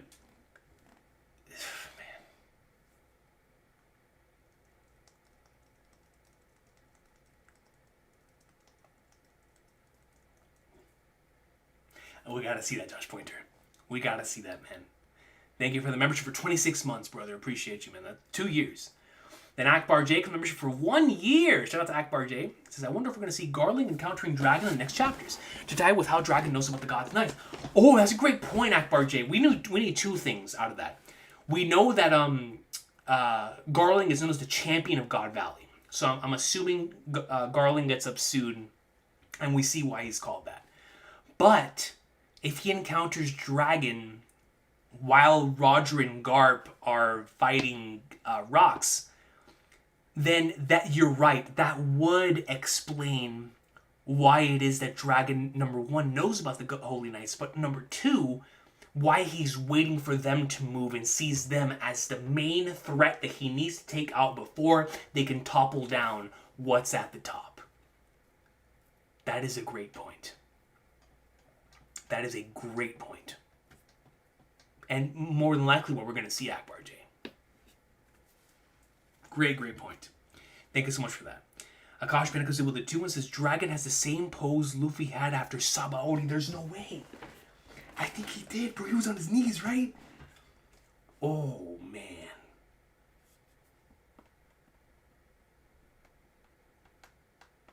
Yeah, he's hitting the floor. No.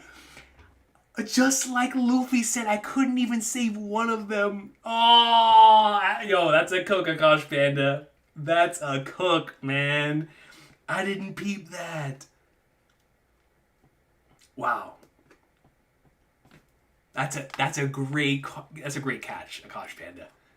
That is a great catch. That is a great catch. Akash Panda comes in with a 5 and says, both Roger and Rocks were too early, and both entrusted their will to their sons. Ace did not find the One Piece.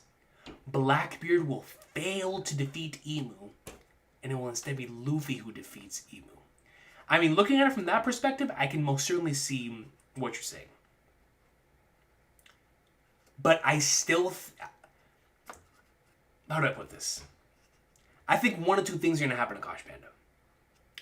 I think either number 1...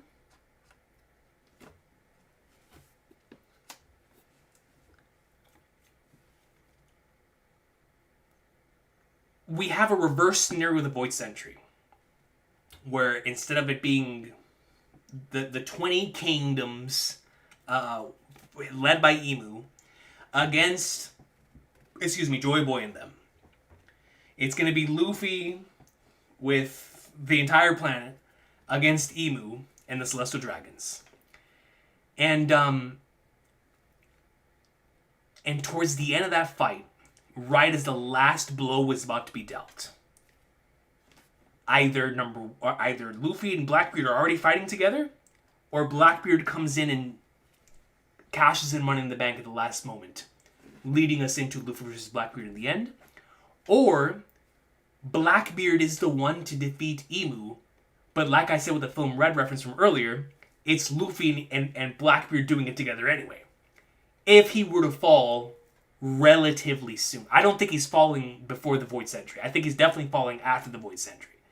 But I most certainly one of the two or both of them is doing it.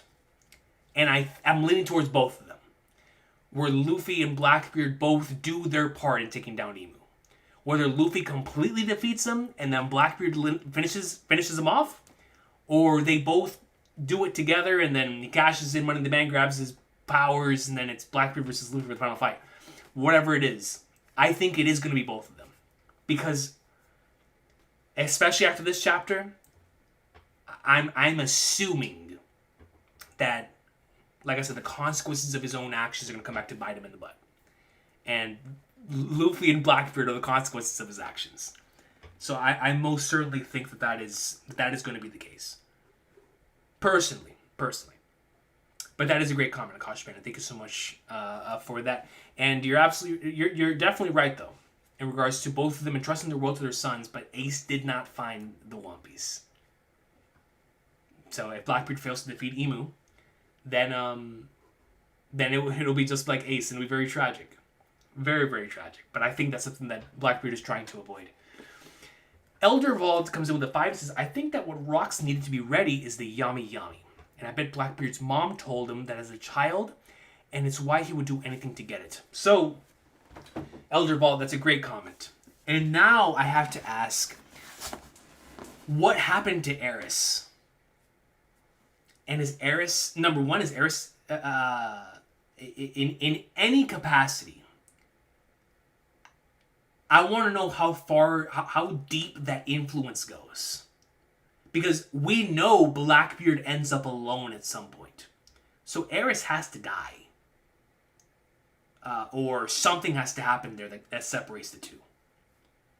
So I can definitely see with what you're going with this.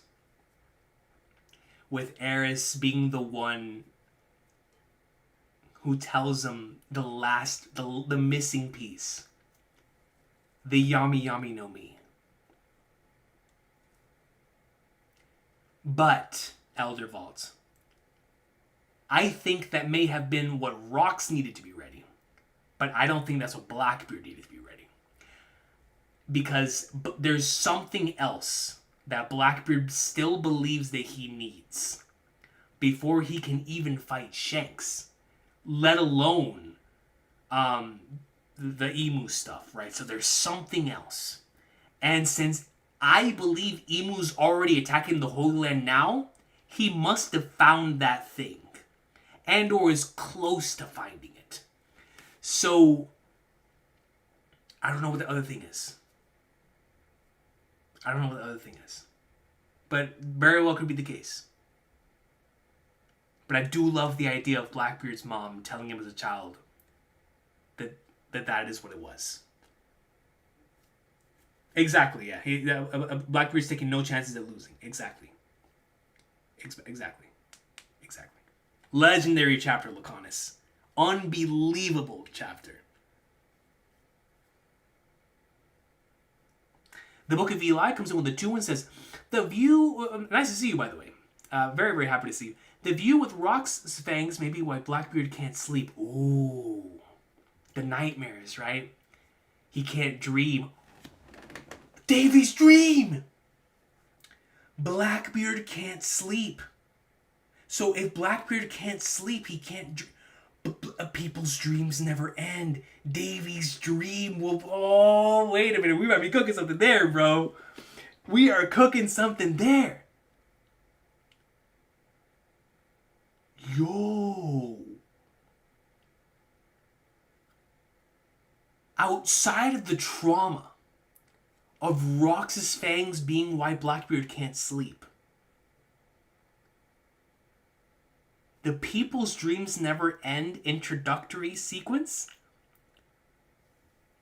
Oh man, that might be connected to the Davy's dream thing, bro. It really might be, man.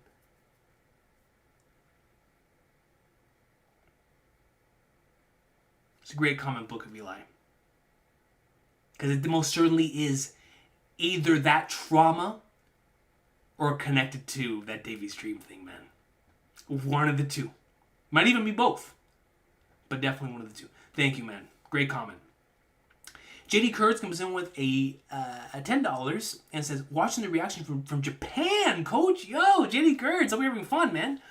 Roger and Garp had that poised aura. Side note, they got that bum shamrock on the walls of Shibuya for the new volume. Hey, that volume cover goes hard. That volume cover is amazing. We're smoking on that shamrock pack in 2026. Well, when we get to the Holy Land, Shamrock's fighting someone. You know what I'm saying? I don't know if it's going to be Dragon. I don't know if it's going to be Shanks. I don't know if it's going to be one of Blackbeard's boys. But Shamrock's boxing someone. And we're going to see it. And it's going to be a good time. It's definitely going to be a good time. But JD Kurtz, thank you so much for stopping by all the way from Japan. It's got to be like 12 o'clock over there, right? Or something like that? I know there's the time's about to change this week, so I'm not sure exactly what time it is over there. But that is... It's still crazy. Thank you so much for stopping by, even while being in Japan, bro. That's awesome. That is flipping awesome. Appreciate you, JD Kurtz. Then Elder Vol comes with a 5, says, instead of making the Rocks flashback movie, I think an original story by Oda following the downfall of the remaining Rocks pirates would be sick. I would love that. I would be so down behind that, right? Like, that's what I would like to see from a movie. If we were to get a quote-unquote film Rocks, like it's mentioned I was talking about earlier, and we touched upon like the base level stuff of what happens in God Valley, but getting the Kaido context, the Big Mom context, the Shiki context, the Whitebeard context, all that leads into the present time. Oh, I would love that. Blackbeard? I feel like he'd save the Blackbeard stuff for end of series for sure. But besides that, I would love that. I really would love that. It would just be the missing links to what's already been, you know, characters I love so much, right? Whitebeard and Kaido and Big Mom and all them. So I think that'd be great, and it would even give us a chance to see what happened in the when Wang Zi was taken down, right? During when that happened on the island of Lillet, it would give us an opportunity to see that, right, and on full display and all that, or Rocky Port potentially, and all that, all of that has a connection, and we could see that within a movie like that. So being able to see stuff like that we probably wouldn't see within the manga, yes, we could use a movie for stuff like that for sure, which would be dope. Thank you, Older Ball. B Money comes in with a 2 and says Carrot Return chapter 10 in chapter 1180s. Carrot Return. I don't think we're gonna get Carrot Return this soon, B Money, but I do think a Carrot Return is imminent. Because after this arc, especially with all this stuff we're seeing right now, we're in the end game after this arc. Whether it's Lodestar, continuing with the Holy Land, or straight to Laugh Tale, it's Final Saga. A real Final Saga. You know, it's a word Final Saga now, but we're going to be like a real final part. There's then for sure, Carrot will be back, and Momonosuke will be back, and all those characters will be there for that final stretch. My prediction, stocks, Straw Hat Crew.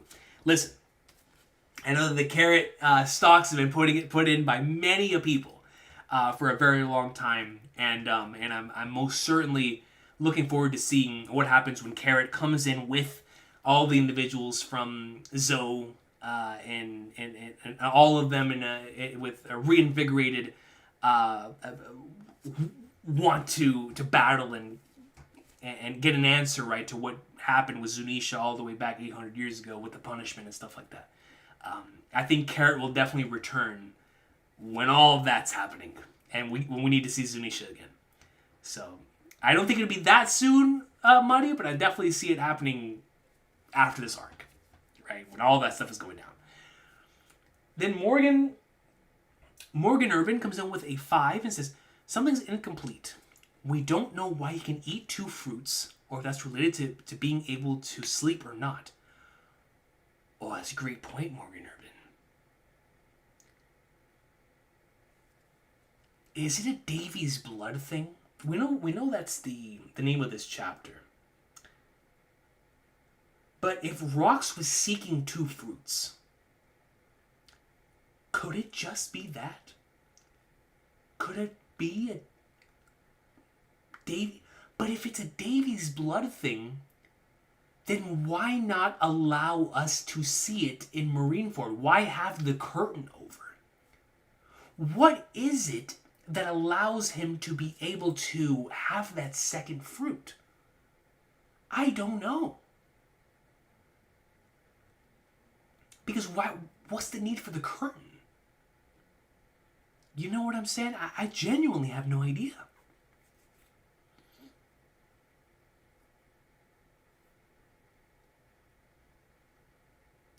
But I will say this, Morgan Urban.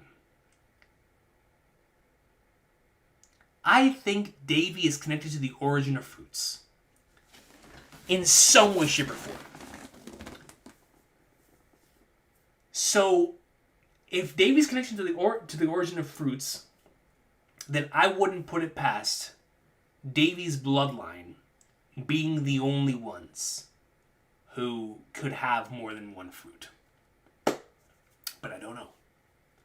I do not know. But no, thank you for being here, Morgan Urban. It's been an amazing, it's been a blast. It's been amazing. But the second part of your comment fascinates me. If that's related to being able to sleep or not, the two fruits thing. You know, I've heard the theory of like a Blackbeard in the morning is not the same as the Blackbeard at night, or like the three personalities thing, whatever the case may be. All of that is really interesting too. But it could be. It could be connected to that. We just don't know. But there's a missing piece of the puzzle, as there is for almost everything in this series. Right? We may not get that answer until the One Piece gets revealed. Or maybe even until the end of the series. Who knows at this point. But thank you, Morgan Urban. Appreciate you. And then we get a comment, ladies and gentlemen, from True Roofers. The final seal of approval on what has been a masterclass of a chapter. The final seal of approval. I'll love to, True Roofers, man. Thank you so much for taking the time to stop by. Truly, truly appreciate you. That's how we know the chapter was peak. You know what I'm saying? Shamrock, get your butt back to the Holy Land. Carrot is destroying the Red Line. Can you imagine that quack too? Yo, Carrot and Zunisha are putting in work on the Red Line. He was like, yo, Shamrock, get your butt back over there. That'd be hilarious.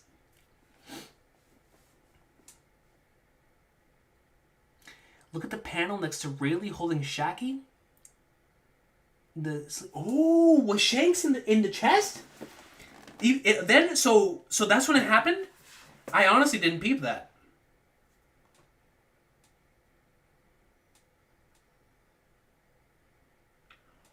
Oh, I see it right here. Being asleep in the chest. Oh, I didn't catch that.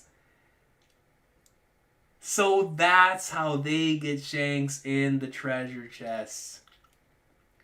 Okay, I thought that's what that was going to be brought up in a later chapter. No, that's something. Yo, look at Rayleigh and Shaki, man. I love this panel.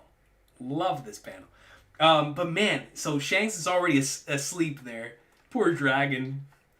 Shanks having the time of his life inside that treasure chest, and Dragon's depressed.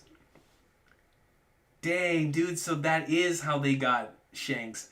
Shanks ended up being the greatest treasure that they got out of this thing, man. Especially when the Roger Pirates, right, and how much they value people, especially coming off of this arc.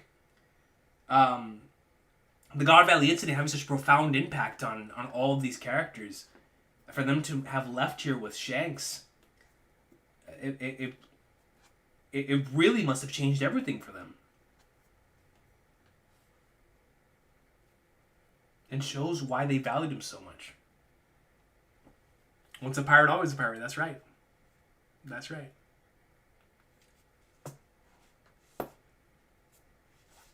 You sent a 4-part message, Brandon King? I gotta scroll up. Let me translate this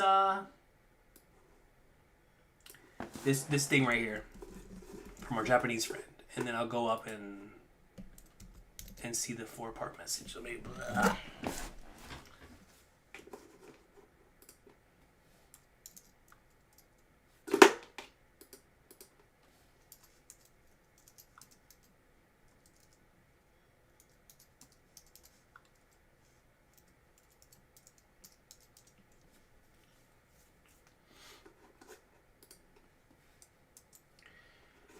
Davy Jones' dream never dies. I love it.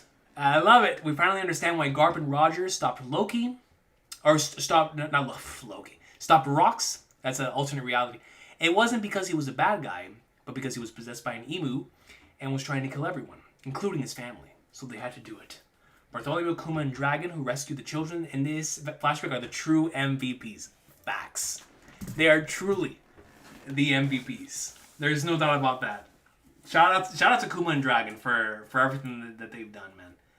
And the Revolutionary Army, even before they were the Revs, were out here doing their thing. But I also love that as well. And I love your first line, that Davy Jones' dreams never dies. Yes. People's dreams never end, baby. People's dreams never end. We finally understand why Garp and Rogers stopped Rox. And that, to me, was the hypest and saddest part of this entire chapter. Is knowing why. It's just, it hurts, man. It hurts. And I feel so bad for Rox. Thank you, my friend. Great comment. I'm telling you, man. Davy Jones, dreams never end, baby. People's dreams never end.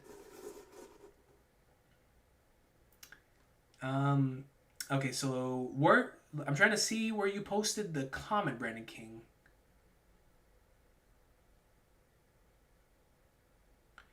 Is it this? Emu's gotta be one of the most calculating and cruel villains out there. Imagine thinking people are only black and white pieces on an Othello board, and all you have to do is put it around in black. His crazy work. Oda's been really thinking about CP0 playing Othello during the raid on Onigashima for a long time. Yo, first and foremost, going back to that CP0 thing, that is kind of crazy. That is kind of crazy. But Brandon King, to me, it makes so much sense because we know how much Oda was thinking of the end game there, right? That's where he introduced Nika. That's where he brought Zunisha back into the story. That's where Gear 5 came into the picture. That's when Joy Boy was really prevalent. So while he was cooking that in the background, he was cooking the emu stuff in his mind, I'm going to assume as well, which is where all that stuff came into play. I'm going to assume just from a visual imagery standpoint, because that's probably when all of that was really, truly coming into fruition in Oda's mind at that time. That's what I think, at least. You know what's crazy, Recon? Kuma is the reason Ace died. Laconis, that's so true, but it makes me so sad. That makes me so sad. But you know what? It's going to be the reason why Emu ends up going down. So, not saying that Ace's life it was worth, because I love Ace with every fiber in my being. But it's just an unfortunate thing. Marty comes to the super. It comes in with a 2 and says, "I'll throw hands." And Elbaf crew predicts Carrot fan here. Hey, listen. If it is true and Carrot does end up joining the Elbaf crew, then I'll definitely give you all the credit in the world. No doubt for that. Ace is the reason Ace died. That is a factual statement. Factual statement. You missed the chat in the middle of those? Oh, really? Let me see.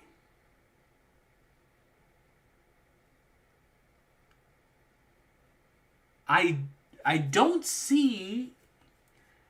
I see that the emu got to be one of the most calculating, cruel villains out there. Imagine thinking people are only black and white pieces on the other board. All you have to do... And then the next comment I see is around it black is crazy work. I don't see the comment in the middle of those two on my side. If you can copy and paste it, I would definitely love to see it. So I don't see it here.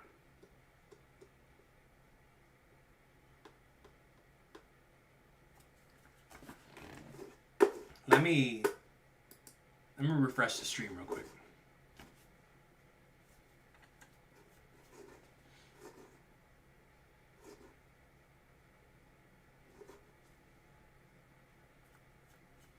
One Piece is definitely crazy and awesome. I agree. All right. Let me see if your comment shows up in a Brandon King. No, those are still the only two comments I see.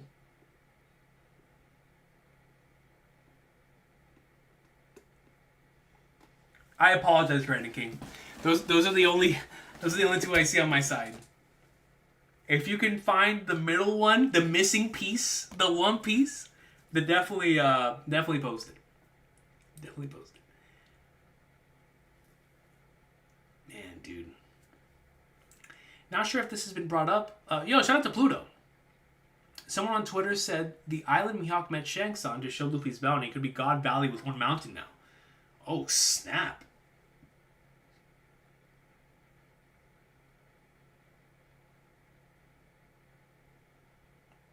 Then does that mean it wasn't deleted? That it was just moved somewhere else?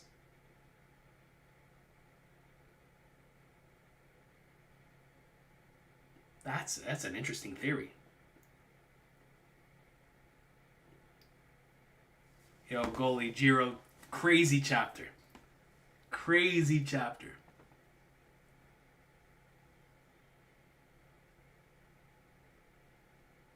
Yeah, this chapter really hurt, bro. I hid Brandon King's message that Laughtail left it all in one piece, yo. It is unfortunate because Brandon King was cooking, and I didn't even see the second half of the message. Wait.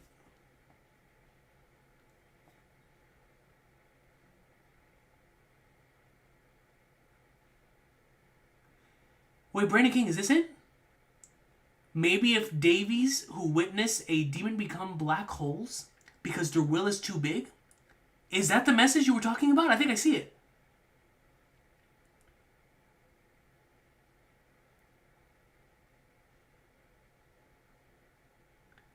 If Davies who witness a demon become black holes because their heart is too big. As in... So if they witness the undergoing of a Domi Reversi,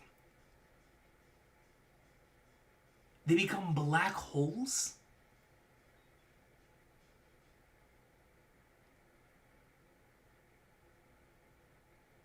Would be nuts just from a metaphorical standpoint. From an imagery standpoint, considering it's fruit. Because their heart is too big. Oh, here it is. Okay, so let me read the thing in full now. Let me read the thing in full now. Let's start from the beginning. Where is the first part? Emu's got to be one of the most calculating and cruel villains out there. Imagine thinking people are only black and white pieces on a board, and all you have to do is change the future and ruin everyone's lives to find the most influential white piece on the board and turn it black is crazy work. The suffering turning the pieces around it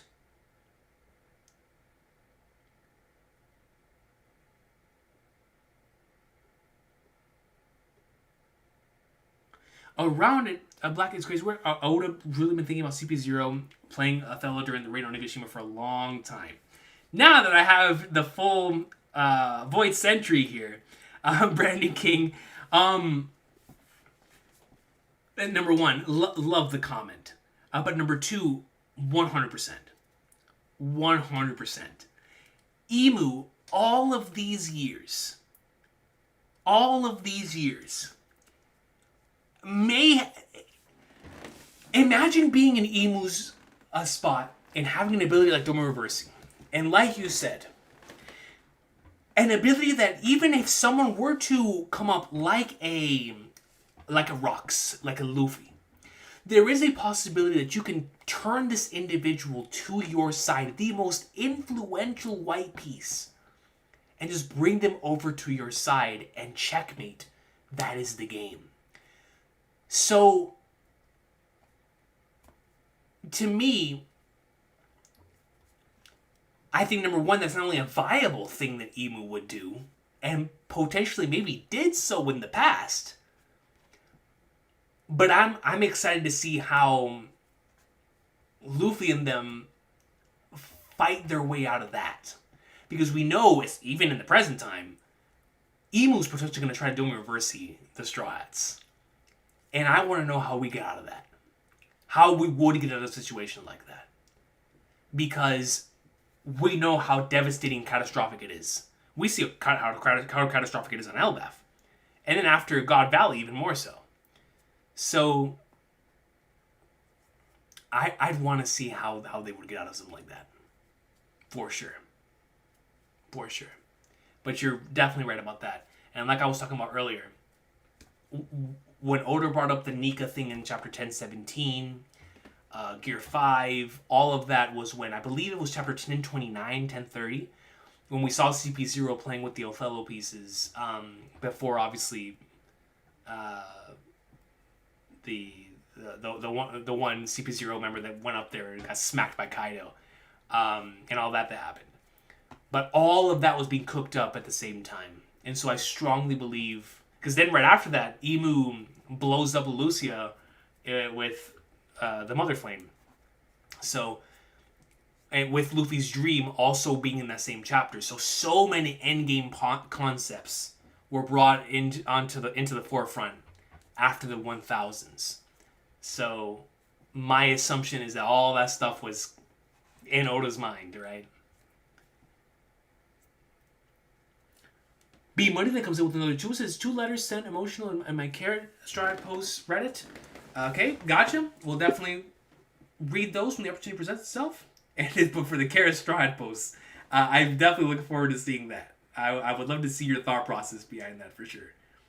Thank you, Money. Then Akash Panda comes in with a 10. It says, theory, Imu has intent reversing powers. Intent reversing powers. Attacks with intent to hurt can't hurt him or nullify his powers. Joy Boy hurt him and nullified the Gorosei's powers because his hockey knot had no hostility to it. Ooh.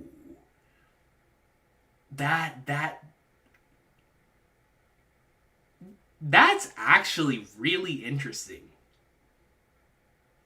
Those who want to hurt Imu can't hurt Imu. But those that don't want to hurt Imu can hurt Imu. It kind of, I don't know if y'all have ever heard of this idea that if you can want something so bad, and the moment that you don't want it, you get it. There's like I forgot what that concept is called, but it kind of goes in line with that. It's like those who really want to hurt him don't hurt him, but those who don't want to hurt him can actually land the damage. Yeah, blue dripper, Scarfino, as Randy Trey called him. But Akash Panda, that is interesting. Would explain why Joy Boy's hockey was able to bring him to his knees, right? Happiness. Happiness. That's interesting. Fascinating idea. Fascinating idea, Akash Panda. That's definitely keep that in mind for the future, if that is to be the case. It's a great theory. Thriller Bark upscale. Hey, we've had a lot of that lazy mofos. Also, Kuma Sleeping Blackbeard is super interesting to me. I have to know more about the ripple effects of that. Yeah, we're seeing that. We're seeing that. I see a lot of parallels from Laconis between Imu's the Reversi draining the will of a soul and Perona's soul ghosts making people lose their will. Not a coincidence that Perona's on the cover story. Yeah, good point. Perona's ghosts make people lose their will, and Doom Reversi literally drains the will of a soul until they start fading. It all comes back to Thriller Bark, man. It all comes back to Thriller Bark. You know what I'm saying? 2026 is going to be hype. You know why? Not because of Elbaf anime, not because of Elbaf manga, not because of One Piece live action, but because of Iruma-kun Season 4 is coming in 2026. Please read the Iruma-kun manga. You heard that, listener, from Akash Panda. Season 4 of Iruma-kun coming in 2026, and that's the reason to get hyped for 2026. Luffy should call up his dry cleaners and get his coat prepped. Please, Lizard. I miss that thing, man.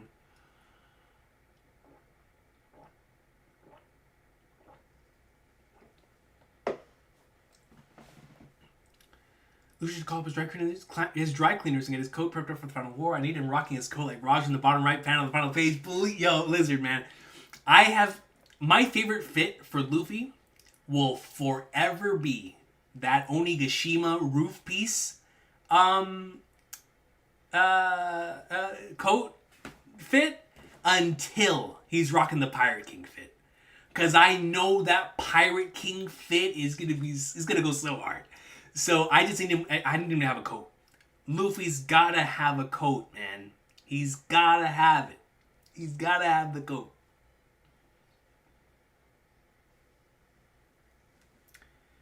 Love the difference between how Joy Boy and Davy Jones pass down their wills. Joy Boy's will is inherited by the person most fitting, regardless of who they are. Well, Davy Jones' will is passed through his bloodline. Two different ways their two wills are inherited. That's a great point, Lizard. And honestly, I still feel like even Davy Jones' will is being passed down through outside forces extending even beyond his bloodline. Because like I said, I definitely think his dream, it has a connection to Luffy's dream. I really do. I really do. Money comes in with the 2 and says, my character star posts have been made for months. You want them? Send them. Send them in the Discord. And whenever I get a chance to read through, continue reading through all of that, I would love to read through that as well. Appreciate you, brother.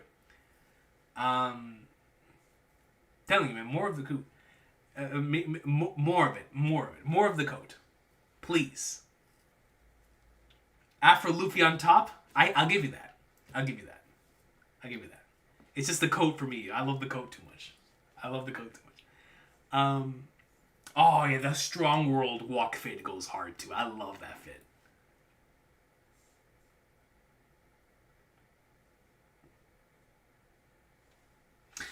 Jody List, that's a great point. Going back to the beginning of this arc for Alice in Wonderland, it very well could be. Yeah, no, absolutely. Yeah, that's a great point. Going back to the Alice in Wonderland section of the beginning of this arc, that is a great point. Yeah, no, Suki, that most certainly, he looks awesome in Strong World. He really does. I definitely love that fit too.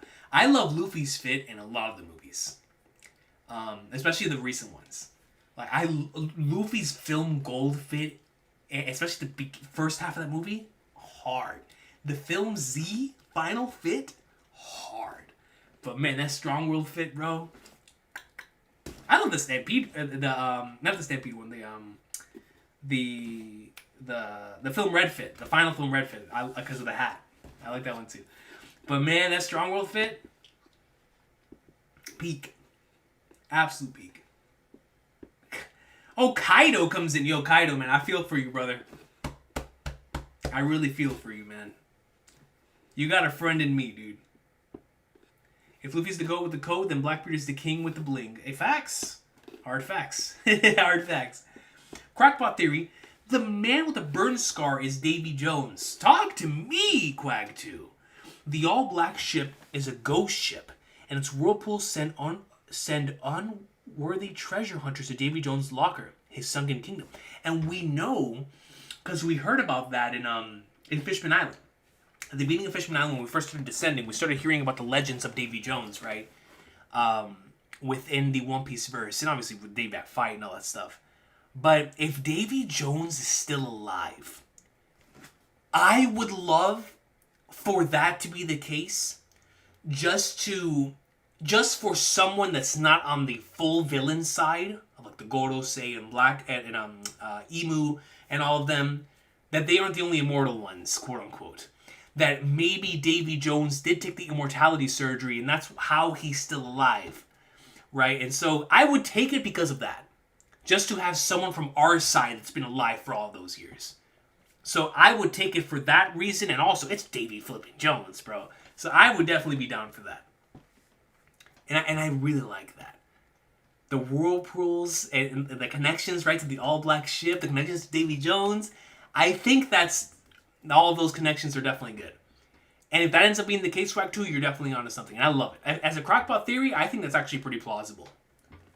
You know, I would love it. I would love it. It's Davy Jones, man. Come on. I'm not saying Davy Jones is alive, or rather a wandering spirit, but him being alive would be insane. I gotcha. A wandering spirit would be interesting. Quag 2, if Davy Jones is a wandering spirit. That may be the reason why Oda has saved the Man Marked by Flames for post Elbaf. Because I do think when we get up to the top part of Elbaf, to that realm, the spiritual realm, I forgot what it was called, the you know what I'm talking about, the heaven realm, whatever it was called. That there we're gonna actually, I think we'll get our like some real looks into the potential afterlife stuff in One Piece. Our first true look into it. And if that's the case, something like that may be plausible, right? With Davy Jones being around still as a wandering spirit. Plus, it would give Oda an opportunity to just have a gag with a character as legendary as Davy Jones, with him being a wandering spirit. So,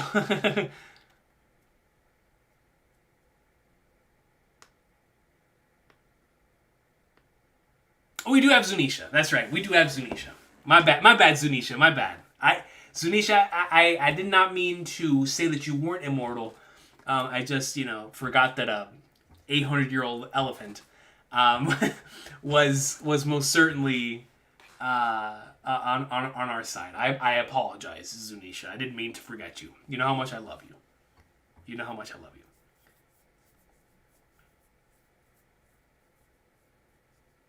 Yeah, exactly, Morgan Irvin. Like, Rocksteady never met him. What about the OG Vanderdecken? I think the OG Vanderdecken is going to be present in the Void Century Silver Shot. I think that's where we're going to see, like, the OG Vanderdecken's importance. Because the Vanderdecken from the Fishman Island flashback is, like, number 8, right? If I'm not mistaken, number 7, number 8? Something like that?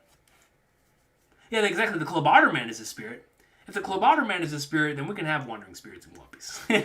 You know what I'm saying? And that came after Skypiea. So, and Elbaf is like the Skypiea of post-time skip. Oh, okay, so Kosh Panda believes that Gabon is the Man Marked by Flames, which very well could be the case too. But ladies and gentlemen, we're going to call it here. I'm tired.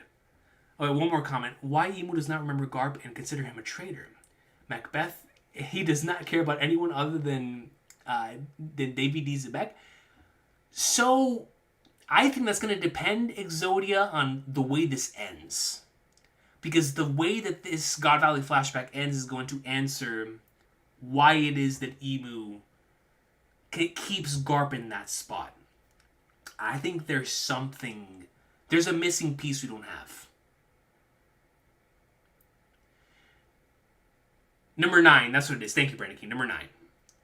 Davy Jones traveling the seas like the Headless Horseman would be an ultimate cap-off for Oda's big fairy tale inspired story. 100%. Yes! Yes, you understand. You get me, Quag 2. I'm so excited for potential myth hunting mini arc.